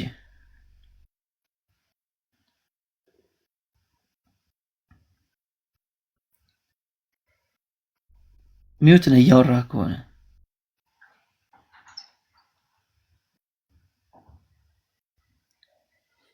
እሺ ይቅርታ እያወራሁ ነበረ። ሚውት ነው ስትለኝ ነው ያየሁት። ኦኬ እሺ ጥሩ። ሚካኤልን የያዘ ሰው ወይም ደግሞ ሌሎች ቅዱሳንን የያዘ ሰው በመሰረቱ መጀመሪያውኑ ማለት ነው የሃይማኖት ጉድለት ከሌለበት በስተቀር እንደኔ ክርስትናን የተቀበለ ሰው የተጠመቀ ሰው ሲኦል ይገባል ብዬ አላምንም። በመጀመሪያ ማለት ነው በመሰረቱ እግዚአብሔር ወዳጅ ነኝ እያለ ኢየሱስን ያመነ ሰው በአብ ወልድ በመንፈስ ቅዱስ የተጠመቀ ሰው እኔ እንደዚህ አይነት ማመላለስ ስራ ላይ ራሱ ማስገባት። ሁለተኛ ደረጃ ሲኦል የተባለች የሰው ልጅ የክፋት ስራው ናት። በቃ ኖርማሊ እንደዚህ ነው መረዳት ያለብን። መጽሐፍ ቅዱስን ዝም ብሎ የሆነ በቤተክርስቲያን አስተምሮ እንደዚህ ሲኦል ይሰማኝ ያንተን ፍቺ አልፈልገውም። ከመጽሐፉ አሳየን። ሲኦል ማለት እዚህ ምድር ላይ ያለ ነው የሚለውን አሳየን። ኖርማሊ የሪል አማርኞች ነው እንዴ የምትጠቀመው? ኖርማሊ እንደዚህ ነው። ከዛ ተረት ነው እንትን ነው። ለምን በትልቁ አድርጎኛ? አይ ዝም ብለማ ከራስ ከልብ አፍልቀ እንድታወራ አልፈልግም። አንተ ተረት ነው ምናምን ነገር ያመላልሳል ምናምን ስትለኝ እንትን መጽሐፍ ላይ አግኝተህ ነው እንዴ? ከልብ አፍልቀ እኮ ነው አይደለም። ከልብ አፍልቀ አይደለም፣ ተረት ስለሆነ በማስረጃ ነው እያሳዩ ያሉት። እስኪ ተረት ነው የሚል ማስረጃ ስጠኝ እስኪ ከድርሳነ ሚካኤል ወዳጅ። ከድርሳነ ሚካኤልማ ለምንድን ነው ማሳየው? ያኔ በትልቁ አድርጎኛ እንዴ ሞዴሬተሮች፣ እዚህ ላይ ያለውን ሐሳብ ላሳየ ምን እንደሚል በደንብ ተመልከቱ። ኦርቶዶክስ ቤተክርስቲያን ሚካኤል አማላጅ ነው ስትል ለነፍስ እንደሆነ ላሳያችሁ። በደንብ ተመልከቱልኝ። ከኔ ጋር እናውራ ትችላለህ? ከኔ ጋር እናውራ። ተራ በተራ ነው የምናወራው። ስርዓት የሚባል ነገር አለ። እሺ ተመልከቱ። ይልቁንም የመላእክት አለቃ የሚሆን የቅዱስ ሚካኤል ተመልከቱ ዝክር አናጓድል በስሙ ድሆችን ለሚቀበሉ ዝክሩን ለሚዘክሩ ለሰው ልጆች ሁል ጊዜ ይቅርታንና ምሕረትን የሚለምን በዚህ ዓለም ምኞታቸውን የሚፈጽም ጸሎታቸውን የሚሰማና የሚያድናቸው ስራቸውንም የሚያቀናናላቸው እሱ ነውና ማ ሚካኤል ቤት በዚህኛው ዓለም ይላል አይደል? እሺ ጥሩ። ከዛስ በሚመጣውም ዓለም በፍርድ ቀን ዋስ ሆኖ ያድናቸዋል። ከሞት በኋላ የኦርቶዶክስ አስተምሮ ይሄ ነው። አሁን በግዱ ከሞት በኋላ ምንም አያደርግም ነው የሚለው። ላሳየህ እኮ ጠብቅና ታወራለህ እኮ ግን ስርዓት ይኑር። አክሊሉ ነገርህ አይደል? ሌላው ሰው ፈሪዎች ናችሁ። በቃ ችግሩ እኮ ይሄ ነው። ፈሪ ስለሆናችሁ ትቼዋለሁ። በቃ ያው አክሊሉ ጠብቃቸው። ስርዓት ይዘው ነው የሚያወሩት። እኛ ሌሎቻችን ሚዩት አድርገን ስንቀመጥ አንተም ሚዩት አድርገህ ተቀመጥ። ቴንክ ዩ። ካልሆነ ታይቶ አንዴ 2 ደቂቃ አክሊሉ ጠብቃቸው። እሺ ስለዚህ አሁን በሚመጣው ዓለም እሺ እድሜ ሚዩት አድርገው። እሺ ሶሪ። በሚመጣው ዓለም ነው የምትለው ኦርቶዶክስ። በሚመጣው ዓለም በፍርድ ቀን ዋስ ሆኖ ምን ያደርጋቸዋል? ያድናቸዋል። ዋሱን ሆኖ የሚያድናቸው ነው የምትለው ኦርቶዶክስ። ስለዚህ ከሞት በኋላ ዋስ ሆኖ የሚያድነው ማን ነው? ሚካኤል ነው። ይሄን ተመልከቱ። ከዛ ደግሞ አንድ ደግሞ ላሳያችሁ እንዴት አድርጎ እንደሚያድን ደግሞ ላሳያችሁ። አንድ ነገር ላሳያችሁ። ይሄው እሺ ቅድም ያነበብኩትን ላሳያችሁ። እሺ 7540 ድረስ ከነዚህ ውስጥ ያልተጠመቁ አረመኔዎችን ይገኙባቸው ነበር። የት? ሲኦል። ከሲኦል ሲያወጣቸው ከ7000 በላይ መካከል ውስጥ አረመኔዎች ነበሩ። እነሱን አውጥቶ የታስገባቸው ገነት አስገባቸው። ከዛ ጌታችን በወንጌል ያመነ የተጠመቀ ይድናል፣ ያላመነ ያልተጠመቀ ግን ይጠፋል ይላል። እንግዲህ እነዚህ ሰዎች እንዴት ሊድኑ ቻሉ ተባለ። አንተ የሰው ልጅ እነዚህ አረማውያን የዳኑበትን ሳይጠመቁ ገነት ተመልከቱ፣ የዳኑበትን ሳይጠመቁ ገነት የገቡበትን ምክንያት ሰምተና አይተ ተገነዘብክን ተብሎ ቢጠየቅ ቅዱስ ሚካኤል ስላጠመቃቸው ገነት ሊገቡ ችለዋል። ስለዚህ ከሲኦል አውጥቶ አጥምቆ ገነት አስገባቸው ከ7000 በላይ የሚሆኑ ነፍሳቶችን። ኦርቶዶክስ እንደዚህ ነው የምታስተምረው ስለ ቅዱሳን መላእክት ምልጃ። አሁን በግዱ ይህን ሐሳብ ትቀበላለህ ወይስ አትቀበልም? እሺ እኔን ደግሞ አዳምጠኝ። ከመጀመሪያ ካጀማመረ እናውራና ወደዚህኛው እንመጣለን። ትፈቅድልኛለህ አይደል? እየሰማሁ ነው። ለዚህ ቀጥታ እሺ በመጀመሪያ አየሁ አይደለ የቀደሙን ዝክሩን ማዘከራቸው አለ። ከዛ በዚህ ዓለም ይጠብቃቸዋል፣ ዋስጠበቃ ይሆናቸዋል አለ አይደለ? ከዛ ይሄ ኖርማሊ በዚህ ዓለም ያለውን መጀመሪያ አስረድቻለሁ። ከዛ በኋላ በሰማያት አለ በፍርድ ቀንም እንኳን ስለነሱ ዋስጠበቃ ሆኖ ይቆማል። አይታል ሚካኤል ቀጥታ እነኝን ሰዎች ገነት አስገባ ክርስቶስ ሊለው አይደለም የሚቆመው። ዛሬ የጸለየላቸው ጸሎት እነሱ ወደ ንስሐ እንዲቀመጡ ወይም እንዲመለሱ ያደረጋት ያቺ ምልጃ ስርዓት በዛን በፍርድ ቀን ዋስጠበቃ ሆና ትቆማለች። አንተን የሚያድንህ እኮ ዛሬ መጠመቅህ ነው አይደለ እንጂ የዛን ቀን እኔን እዚህ ያስገባኝ ብለህ አይደለም ገነት መገባው አይደል? እያንዳንዳችን ማለት ነው።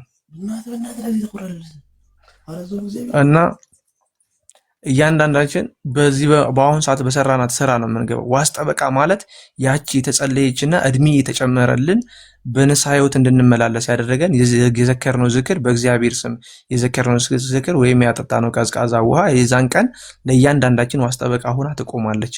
ይህ የሚካኤል ስም ገባበት፣ ምክንያቱም ምልጃ የሱ ስለሆነ ማለት ነው፣ በሱ ስም ስለዳንም ማለት ነው እንጂ ኖርማሊ ሚካኤል ፍርድ ሊሰጥ በአማርኛ አስገባው ሲኦል አስገባው ገነት ይላል ማለት አይደለም። እሺ ማስረጃ ስጠኝ። አሁን ላልኩህ ሐሳብ ችግር የለብኝም። ከመጽሐፍ ቅዱስ አሳየኝ። በፍርድ ቀን ሚካኤል ለሚካኤል ያደረገው ነገር ዋስጠበቃ እንደሚሆን ማስረጃ፣ አንድ ማስረጃ ተጻፈ እኮ እዛ ጋር ተጽፏል እኮ ዋስጠበቃ ሆኖ ይቆማል። ከመጽሐፍ ቅዱስ አሳየን፣ ከመጽሐፍ ቅዱስ አሳየን። በመጽሐፍ ቅዱስ ማሳይ ከክርስቶስ ውጪ በዛን ቀን ማንም ለፍርድ የሚቆም የለም ካለ ይሄንን ከመጽሐፍ ቅዱስ አሳየን ወዳጅ። ከክርስቶስ ውጪ መጽሐፍ ቅዱስ ከክርስቶስ ውጪ ሌላ ማንም ሰው ሊፈርድ አይችልም አይልም እንዴ? ስለዚህ መጽሐፍ ቅዱስ ላይ የለም ሚካኤል ዋስ ጠበቃ ስለመሆኑ። ሚካኤል አይደለም ያንተ ስራ ራሱ ያንተ መጠመቅ ራሱ ዋስ ጠበቃ ነው እኮ ይላል እኮ አይደል እንዴ? የሰራው ስራ ነው ለፍርድ የሚያቆም ዋስ ጠበቃ መሆኑን አሳየኝ ወዳጄ። ትንቢተ ዳንኤል 10:21 አረ አይልም ወዳጄ። ኖ በስጋ ነው የሚለው ማን ሚስተረሩ ያሉ ከታች እሺ ከመጽሐፍ ቅዱስ ታሳየኝ ትችላለህ በግዱ? እኔ ጄሌ መጽሐፍ ቅዱስ የለም መሆን እኮ ለዛ ነው ታውቃለህ አይደል? ማስረጃ